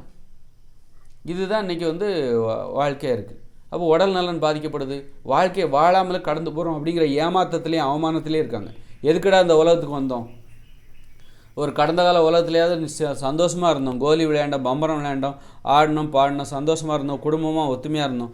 இந்த பாழாப்போன இந்த இயந்திர அறிவியல் உலகத்துக்கு நம்மளை தேர் எடுத்து தெருவில் விட்டா மாதிரி இந்த வீணாக போன இந்த உலகத்துக்கு கூட்டு நம்மளை சாவடிக்கிறானுங்க. ஒரு ஆட முடியல, பாட முடியல, ஒரு விளையாட முடியல. விளையாட்டு அவன் பிடிங்கிட்டு போயிட்டான், விளையாட்டு வீரர்கள் பிடிங்கிட்டு போயிட்டான். அவன் ஐபிஎல்னு சொல்லி நம்மளை டிவியில் நமக்கு வேடிக்கை காமிச்சிக்கிட்டு இருக்கான். ஒலிம்பிக்குன்னு சொல்லி எவனோ ஒருத்தர் ஒலிம்பிக்கில் அவங்களே இங்கே கவலைப்பட்டுட்டு இருக்கான். நீ விளையாடுறத பற்றி, நீ விளையாடலை அதை பற்றி கவலைப்படாமல் இந்த மாதிரி இந்த உலகத்துக்கு ஏண்டா வந்தோன்னு சொல்லி அவஸ்தைப்பட்டுருக்கான். அதனால் இப்போ இப்படி இந்த மாதிரி பண்ணிட்டா, அப்போ காலையில் 6 மணிலேருந்து மதியம் 1 மணி வரைக்கும் வேலை நேரம். மதியம் 1 மணிலேருந்து அப்புறம் மீதி இருக்கிற நேரம் நீ வீட்டுக்கு வந்துடு. எந்த கடை எல்லாத்தையும் பூட்டிடணும். அந்த மார்க்கெட்டாக மளிகை கடை எல்லாத்தையும் பூட்டிடு. எந்த ஒரு தொழிற்சாலையும் மதியம் 1 மணிக்கு மேலே செயல்படக்கூடாது. வேறு வழியெல்லாம் மக்கள் குடியிருப்பு பகுதிக்கு வந்து தான் ஆகணும். அப்போ குடியிருப்பு பகுதியே களகட்டும். அப்போ 1 மணி வரைக்கும் நீ எல்லோரும் வேலைக்கு போயிடுவாங்க, வீட்டிலே இருக்க மாட்டாங்க. 1 மணிக்கு அப்புறம் மதியம் 1 மணிக்கு அப்புறம் காலை 6 மணிலேருந்து மதியம் 1 மணி வரைக்கும் யாருமே வீட்டில் இருக்க மாட்டாங்க, எல்லோரும் வேலைக்கு போயிடுவாங்க. 1 மணிலேருந்து மதியம் 6 மணி வரைக்கும் எல்லோரும் இங்கே என்ன பண்ணுவாங்க, அப்போ ஒரு சனி ஞாயிறு லீவ் விட்டுறலாம். பாருங்கள், சனி ஞாயிறு லீவு. அப்போ மதியம் 1 மணிலேருந்து அப்புறம் ஃபுல்லாக லீவு. காலைல 6 மணிலேருந்து மதியம் 1 மணி வரைக்கும் தான் வேலை நேரம். காலைல 6 மணிக்கே வேலை செய்கிற இடத்துல இருக்கணும். அங்கேயே சாப்பாடு எல்லாம் கிடைக்கிது. அப்போ வீட்டிலேருந்து சமைச்சு எடுத்துகிட்டு போக வேண்டிய அவசியம் இல்லை. அதுவும் நீங்கள் கேட்ட உணவை அங்கே சமைச்சு கொடுக்கணும். அப்போ இவ்வளோ மனித வாழ்க்கையை எவ்வளோ எளிமையாக இருக்குது பாருங்கள், ஜாலியாக இருக்கும். அப்போ மத்தியானம் போனால் ஒரு விளையாட்டு, வாரத்தில் 2 நாள் லீவு. அப்போ மத்தியானம் பார்த்திங்கன்னா விளையாட்டு மைதானத்துக்கு எல்லோரும் வந்துடணும். அவங்கவுங்க விருப்பம் கிடையாது, எல்லோரும் அங்கே வந்துடணும். அது யாரோ ஒருத்தர் பார்த்துக்கணும், சுழற்சி முறையில் பார்த்துக்கணும். ஏன்னா இல்லை எனக்கு விளையாடுறதுக்கு விருப்பம் இல்லைன்னு வீட்டிலே இருந்துருவாங்க. கட்டாயப்படுத்தணும். மகிழ்ச்சியான வாழ்க்கையை கூட மக்களுக்கு சட்டம் போட்டு கட்டாயப்படுத்தினா தான் அவங்களால மகிழ்ச்சியாக வாழ முடியும். அதனால் என்ன பண்ணணும், அவங்க எல்லோரும் வந்துடணும். விளையாட்டு மைதானத்துக்கு யாரெல்லாம் வரல, இவர் ரொம்ப நாளாக இவர் விளையாடவே வர்றது இல்லைங்க இவர் அப்படின்னா அது ஒரு கம்ப்ளைண்ட் பண்ணிடணும். ஏங்க விளையாடல, அப்போ அவருக்கு சலுகைகளை கட் பண்ணிடணும். அவர் தொழிலில் அவர் ஏதாவது சம்பளத்தை குறைங்க, அந்த மாதிரி சலுகைகளை வீட்டுக்கு கரண்டே கிடையாது, அந்த மாதிரி அரசாங்கம் என்ன பண்ணணும், சலுகைகளை கட் பண்ணிடணும். அரசாங்கம் கொடுக்குற வசதிகளை கட் பண்ணணும். நீ விளையாடவே வரலையாம, அப்போ உடற்பயிற்சி பண்ணணும். இவர் உடற்பயிற்சி பண்ணுறதே இல்லைங்க அப்படின்னா அதுக்கு ஒரு புகார் அப்படின்னு யாராவது சுழற்சி முறையில் கையெழுத்து போட்டு யார் உடற்பயிற்சி பண்ணலை, இவர் தான் ஒழுங்காக பண்ணியிருக்காரு, இவர் பண்ணலை, இவர் வரவே இல்லை, உடற்பயிற்சி கூடத்துக்கு வரதே இல்லை. ஏன்னா உடற்பயிற்சி கூட அங்கே இருக்கணும், ஒவ்வொரு தெருவிலையும் இருக்கணும். 50 பேத்துக்கு ஒரு உடற்பயிற்சி கூடம், 50 ஆண்களுக்கு 50 பெண்களுக்கு உடற்பயிற்சி கூடம், 50 ஆண்களுக்கு ஒரு உடற்பயிற்சி கூடம். அப்போது அந்த மாதிரி பண்ணும்போது இவர் உடற்பயிற்சி கூடத்துக்கே வரல, அது ஒரு கம்ப்ளைண்ட்டு. இப்போ பள்ளிக்கூடத்தில் பசங்களுக்கு எப்படி இவர் இந்த பையன் தமிழ் வகுப்புக்கு வரவே இல்லை அப்படின்னா சொல்லுவாங்களா, அது மாதிரி. அப்போ உடற்பயிற்சி கூடம் கண்டிப்பாக உடற்பயிற்சி பண்ணியாகணும். அப்புறம் கலைப்பூங்காவுக்கு வரணும், அது ஒரு ஆள் பார்த்து அட்டண்டன்ஸ்லாம் போடணும். இந்த மாதிரி மக்கள் அனைவரும் நல்லா வாழ்கிறாங்க, மகிழ்ச்சியாக வாழ்கிறாங்க அப்படின்னு உறுதிப்படுத்தணும். இதுதான் இப்படித்தான் வாழ்ந்துருக்கணும் நம்ம. இப்போ நான் சொன்னோம்ல, ஏதோ சும்மா ஏன் சுவாரஸ்யத்துக்காக பேசுகிறேன்னு நினைக்காதீங்க. மனிதர்கள் இப்படி வாழ்ந்தால் மட்டும்தான் இந்த இயந்திர அறிவியல் உலகில் மகிழ்ச்சியாக வாழ முடியும். இப்படி வாழலைன்னா அவங்க மகிழ்ச்சியாக வாழ முடியாது. இப்படி வாழலைல்ல, கண்டிப்பாக அப்போ மகிழ்ச்சியாக இல்லை. இப்படி வாழ்ந்தால் தான் ஆரோக்கியமாக வாழ முடியும், இப்படி வாழ்ந்தால் தான் சுதந்திரமாக வாழ முடியும், இப்படி வாழ்ந்தால் தான் சுயமரியாதையோடு வாழ முடியும். அப்புறம் எல்லோரும் வேலைக்கு போகணும். நான் ஹவுஸ் ஒய்ஃபு, வீட்டில் சமைக்கிறேன், நான் வேலைக்கு போக மாட்டேன், ஆம்பளை நீ தான் புருஷ லட்சணும், நீ தான் வேலைக்கு போகணும், என்ன ராணி மாதிரி வச்சுக்கணும், நான் வீட்டில் உட்காந்து சீரியல் பார்ப்பேன் அப்படின்னு சொல்லலாம் கூட. எல்லோரும் வேலைக்கு போகணும். பெண்கள் முதற்கொண்டு எல்லோரும் கண்டிப்பாக வேலைக்கு போகணும், எல்லோரும் படிக்கணும். அப்படிங்கிறது எவ்வளோ முக்கியமோ, படிப்புங்கிறது என்னது, தொழிற்பயிற்சி நிலையம் தான். ஆரம்பகட்ட தொழிற்பயிற்சி நிலையம் பள்ளிக்கூடங்கிறது, கல்லூரி என்பது. அப்படின்னா அதை பண்ணிவிட்டு நீ ஏன் தொழில் செய்யாமல் போகிற? பெண்கள் நான் ஹவுஸ் ஒய்ஃபு, எல்லாரையும் சோம்பேறியாக்குவேன், யாரையும் அவங்க வேலையை நான் செய்ய விட மாட்டேன், யாரையும் அவங்க வேலையை நான் செய்ய விட மாட்டேன், எல்லாரையும் நான் சோம்பேறியாக்குவேன், அது நான் சூப்பராக பண்ணுவேன், எல்லா வேலையும் மற்றவங்களுடைய எச்சி தட்டை கழுவுவேன், மற்றவங்களுடைய துணியெல்லாம் துவைப்பேன் அப்படின்னு சொல்லிட்டு அந்த மாதிரியெல்லாம் இருக்கக்கூடாது. அந்த மாதிரி அப்போது பெண்கள் அனைவரும் வேலைக்கு போகணும். அதே நேரத்தில் அவங்க ஒரு குழந்தை பிறக்குதா, நியாயமான காரணம், ஒரு 5 வருஷத்துக்கு அந்த குழந்தை வயிற்றில் கருவாகி சுமந்து நீ வீட்டிலே இருந்துக்கலாம். அந்த குழந்தை உடல் நலன் சார்ந்து அந்த குழந்தை அற்புதமான அந்த குழந்தையை பெற்றெடுக்கிறதுக்கு நீ என்ன பண்ணுமோ, உனக்கு 5 வருஷத்துக்கு லீவு, சம்பளத்துடன் கூடிய உனக்கு விடுப்பு பெண்கள் கொடுத்துடணும். 5 வருஷம் முடிஞ்சதா திரும்ப வந்துடுங்க, வேலைக்கு வந்துடுங்க. திரும்ப ஒரு 2 குழந்தை தான் பெற்றுக்கணும். ஒரு குழந்தைக்கு இன்னொரு குழந்தைக்கு இடையில 8 வருட இடைவெளி. இந்த மாதிரி அப்போ எல்லோரும் கண்டிப்பாக வேலைக்கு போகணும். இந்த மாதிரி ஒரு வாழ்க்கை முறை, ஒரு சுயமரியாதை நிறைந்த ஒரு வாழ்க்கை முறை. அப்போ பெண்ணடிமைத்தனம்ங்கிறதே இருக்காது. அது மாதிரி வீடுகள்லேயே நம்ம ஒரு சில சீர்திருத்தங்களை பண்ணணும். வீடுகள் இருக்குல்ல, வீட்டில் வேலைக்காரங்க கூட அவங்கவுங்க வேலையை அவங்கவுங்களே செய்யணும். இது ரொம்ப முக்கியம். இந்த வீட்டில் இந்த சீர்திருத்தத்தை செய்யலைன்னா, நீங்கள் இவ்வளோ நேரம் நான் இவ்வளோ சொன்னேன் பார்த்தீங்களா, இதெல்லாம் வேலைக்கு ஆகுது. அப்போ வீடுகள் எப்படி இருக்க வேண்டும் என்றால், நாம் எப்படி வாழ்ந்துருக்கணுங்கிறது தான் நான் சொல்கிறேன். இப்போ நான் சொல்கிற மாதிரி மாற்றணும்னா மாற்றணும்னு நினச்சா மாற்றலாம். ஆனால் இப்போ நான் எப்படி வாழ்ந்துருக்கணும், இந்த மனிதர்கள் ஏன் இவ்வளோ கஷ்டப்படுறாங்க, என்ன தப்பு, அதை சரி பண்ணணுன்னா என்ன பண்ணணும், அதுதான் நான் இப்போ சொல்கிறேன். என்ன பண்ணணும் அப்படின்னா, வீடுகள் எப்படி இருக்கணும் அப்படின்னா, ஒரு குடும்பம் இருக்குது, ஒரு அப்பா அம்மா அப்புறம் 2 பசங்க இருக்காங்கன்னு வச்சுக்கோங்க. அப்படின்னா என்ன 8 வயசுக்கு மேலே உள்ளவங்களுக்கு தனித்தனியாகவே வீடு கொடுக்கணும். ஆனால் ஒரு வளாகத்திற்குள் தான் இருக்கணும். அவங்கவுங்க வேலையை அவங்கவுங்களே சரி. ஒருத்தர் இன்னொருத்தர் அம்மா வந்து அப்பாவோட வீட்டுக்குள்ளே போகக்கூடாது, அம்மா வந்து தனது மகனோட வீட்டுக்குள்ளே போகக்கூடாது. சரி அப்பாவும் அம்மாவும் ஏதாவது தாம்பத்திய உறவு எப்படி கிடையாது, அதுக்கு தனியாக ஒரு வீடு. இது ஒரு வளாகத்திற்குள் ஒரு குடும்பங்கிறது இப்படி தான் இருக்கணும். அப்போ அவங்கவுங்க வேலையை அவங்கவுங்களே செய்கிறது தவிர வேறு வழியே இல்லை. ஒரு வீட்டுக்குள்ளே என்ன இருக்கும், ஒரு படுக்கையறை 10 அடி அகலம் 10 அடி நீட்டத்தில் ஒரு சதுரத்தில் ஒரு படுக்கையறை, அப்புறம் ஒரு கழிவறை, ஒரு குளியலறை, ஒரு சமையலறை. இதுதான் ஒருத்தருக்கான வீடு. இவ்வளோ தான் இருக்கணும். நீ பெரிய கோடீஸ்வரராக இருந்தாலும் சரி, பெரிய யாராக இருந்தாலும் சரி, எவ்வளோ பெரிய தொழிலதிபராக இருந்தாலும் சரி, இங்கே இருக்கிற ஒரு மனிதருக்கான வீடு இப்படி தான் இருக்கணும். எல்லா வீடும் ஒரே அளவு தான் இருக்கணும். அப்போ நாம் எவ்வளோ பெரிய விஞ்ஞானியாக இருந்தாலும், மருத்துவராக இருந்தாலும், கோடீஸ்வரராக இருந்தாலும், நாம் மனிதர்கள் அப்படிங்கிற உணர்வு எங்கே வரும், வீட்டை பார்த்தா வரும். உனக்கும் அதாவது கூலி தொழிலாளிக்கும் அதே வீடு தான். நீ ஒரு பியூனாக இருந்தாலும் உனக்கு இருக்கிற என்ன வீடோ அதில் தான் நானும் வசிக்கிறேன். நான் கோடீஸ்வரன், நீ பியூனு. உனக்கு என்ன வீட்டில் வசிக்கிறியோ அந்த வீட்டில் தான் நானும் வசிக்கிறேன். நீ நானும் ஒன்று அப்படிங்கிற அந்த உணர்வை அங்கே நம்ம ஏற்படுத்த முடியும். ஒரு தொழிலில் எல்லாரும் சமமாக இருக்க முடியாது. ஏன்னா ஒரு மருத்துவமனைன்னா அங்கே நர்ஸு தேவை, டாக்டர் தேவை, கம்பவுண்டர் தேவை, துப்புரவு பணியாளர் எல்லாருமே தேவை. எல்லாருமே டாக்டராக இருக்க முடியாது, எல்லோரும் துப்புரவு பணியாளராக இருக்க முடியாது. அதுபோல் தான் இந்த உலகத்தில் பார்த்திங்கன்னா இந்த ஏற்றத்தாழ்வு நிறைந்தது. தொழிலில் ஏற்றத்தாழ்வு தவிர்க்க முடியாது. இந்த உலகத்தில் எப்போதுமே அது கிடையாது. இயற்கையோடு இணைஞ்ச மனித வாழ்க்கைக்கு போயிட்டேன்னு வச்சுக்க, தற்சார்பு வாழ்க்கை முறை. நம்முடைய அனைத்து சேவைகளையும் நாமளே பார்த்துக்கணும். அங்கே எல்லாருமே விவசாயம் பண்ணலாம். தொழிலில் சமத்துவங்கிறது அங்கே தான் சாத்தியம். இந்த இயந்திர அறிவியலும் சாத்தியம் கிடையாது. அதனால் வந்து தொழிலில் வந்து ஏற்றத்தாழ்வு என்பது இந்த உலகத்தில் நம்ம தவிர்க்க முடியாது. அதே நேரத்தில் எங்கே சமத்துவத்தை ஏற்படுத்தலாம், குடியிருப்புகளில் ஏற்படுத்தலாம். நீ எவ்வளோ பெரிய கோடீஸ்வரர் இருந்தாலும் உனக்கு இவ்வளோ தான் இடம். இப்போது ஒரு காக்காவோட கூட பாருங்கள், எல்லா காக்காவோட கூட ஒரே மாதிரி தான் இருக்குது. ஒரு குருவி கூட பாருங்கள், எல்லாரோட குருவி கூட ஒரே மாதிரி தான் இருக்குது. நான் வலிமை வாய்ந்த குருவி ஏன் கூடு பாருங்கள் பெருசாக இருக்கும் அப்படின்னு அது என்ன கனவு காணுதா? இல்லைல்ல. அப்போது அதுபோல் ஒரு காக்கா வந்து நான் ரொம்ப ரொம்ப வலிமை வாய்ந்த காக்கா, என்னுடைய கூடு பெருசாக தான் இருக்கும்னு சொல்லி அது கெட்டுதா? இல்லைல்ல. அப்போ கூடுன்னா வீடுன்னா எல்லாத்துக்கும் ஒரே மாதிரி தான் இருக்கணும். நீ எவ்வளோ பெரிய ஆளாக இருந்தாலும் சரி. தொழிலில் ஏற்றத்தாழ்வு உங்ககிட்ட நிறைய பணம் இருக்கலாம், நீ திறமையான ஆளாக இருக்கலாம், நிறைய சம்பாதிக்கலாம். ஆனால் உன் வீடு எல்லாருக்கும் என்ன இருக்கோ அதான். அப்போ அந்த வீட்டில் நம்ம சமத்துவத்தை ஏற்படுத்த முடியும். இது குடியிருப்பு. அப்போ ஒரு வீடு இப்படி தான் இருக்கணும். ஒரு குடும்பம் எப்படி இருக்கணும், எல்லாருக்கும் 8 வயசுக்கு மேலே உள்ள ஒவ்வொருத்தருக்கும் தனித்தனி வீடு. ஒரு அம்மா வந்து குழந்தைய எப்படி வளர்க்கணும் அப்படின்னா, சமைச்சு கொடுக்கக்கூடாது, சமைக்க கற்றுக் கொடுக்கணும். 8 வயசுக்குள்ளே ஒரு வீட்டை வந்து எப்படி நிர்வகிப்பது, சுத்தம் செய்வது, துணி துவைப்பது எப்படி, சமைப்பது எப்படி, தன்னைத்தானே பார்த்து கொள்வது எப்படி, வீட்டை எப்படி அழகாக வைத்துக்கொள்வது எப்படி அப்படிங்கிறத அந்த அம்மா அப்பா வந்து பிள்ளைகளுக்கு கற்றுக் கொடுக்கணும். இதுதான் அந்த குழந்தை பருவம் என்பது. நீங்கள் என்ன பண்ணுறாங்கன்னா அது கற்றுக் கொடுக்காம சமைச்சு கொடுக்குறாங்களே தவிர சமைப்பது எப்படின்னு கற்றுக் கொடுக்கறது இல்லை. துவைச்சு கொடுக்குறாங்க, துணியை துவைச்சி கொடுக்குறாங்க, ஆனால் துணி துவைக்கிறது எப்படின்னு கற்றுக் கொடுக்கறது இல்லை. அந்த மாதிரி தான் வந்து அதை அப்படி சோம்பேறி ஆக்கிடுறாங்க. அப்படிலாம் இல்லாமல் 8 வயசுக்கு மேலே நீ தனி வீடு உனக்கு கொடுத்துடலாம். ஒவ்வொருத்தருக்கும் தனித்தனி வீடு. இனிமேல் நீ உன் உணவை நீ தான் சமைக்கணும். 8 வயசுக்கு மேலே உள்ள குழந்தைகளுக்கு அவங்கவுங்க உணவை அவங்களே சமைச்சிக்கணும். அப்போ அதுக்கான பணம் அதான் நான் சொல்லிட்டேனே ஏற்கனவே, பள்ளிக்கூடம் படிக்கிற பசங்களுக்கு சம்பளம் கொடுக்கணும்னு ஏற்கனவே நான் சொல்லிட்டேனே. சம்பளம் கொடுக்கணும். அந்த சம்பளத்தில் அவங்க உணவு தேவையை பூர்த்தி பண்ணிப்பாங்க. அந்த மாணவர்கள் பிள்ளைகள், பெற்றோர்கள் அவங்களும் சம்பாதிப்பாங்க. அப்புறம் பகிர்ந்து உண்ண வேண்டியது. அவங்க உணவை அவங்களே சமைக்கணும். அதனால் எடுத்துகிட்டு வந்து எல்லோரும் ஒன்றா உட்காந்து பகிர்ந்து சாப்பிட்ணும்.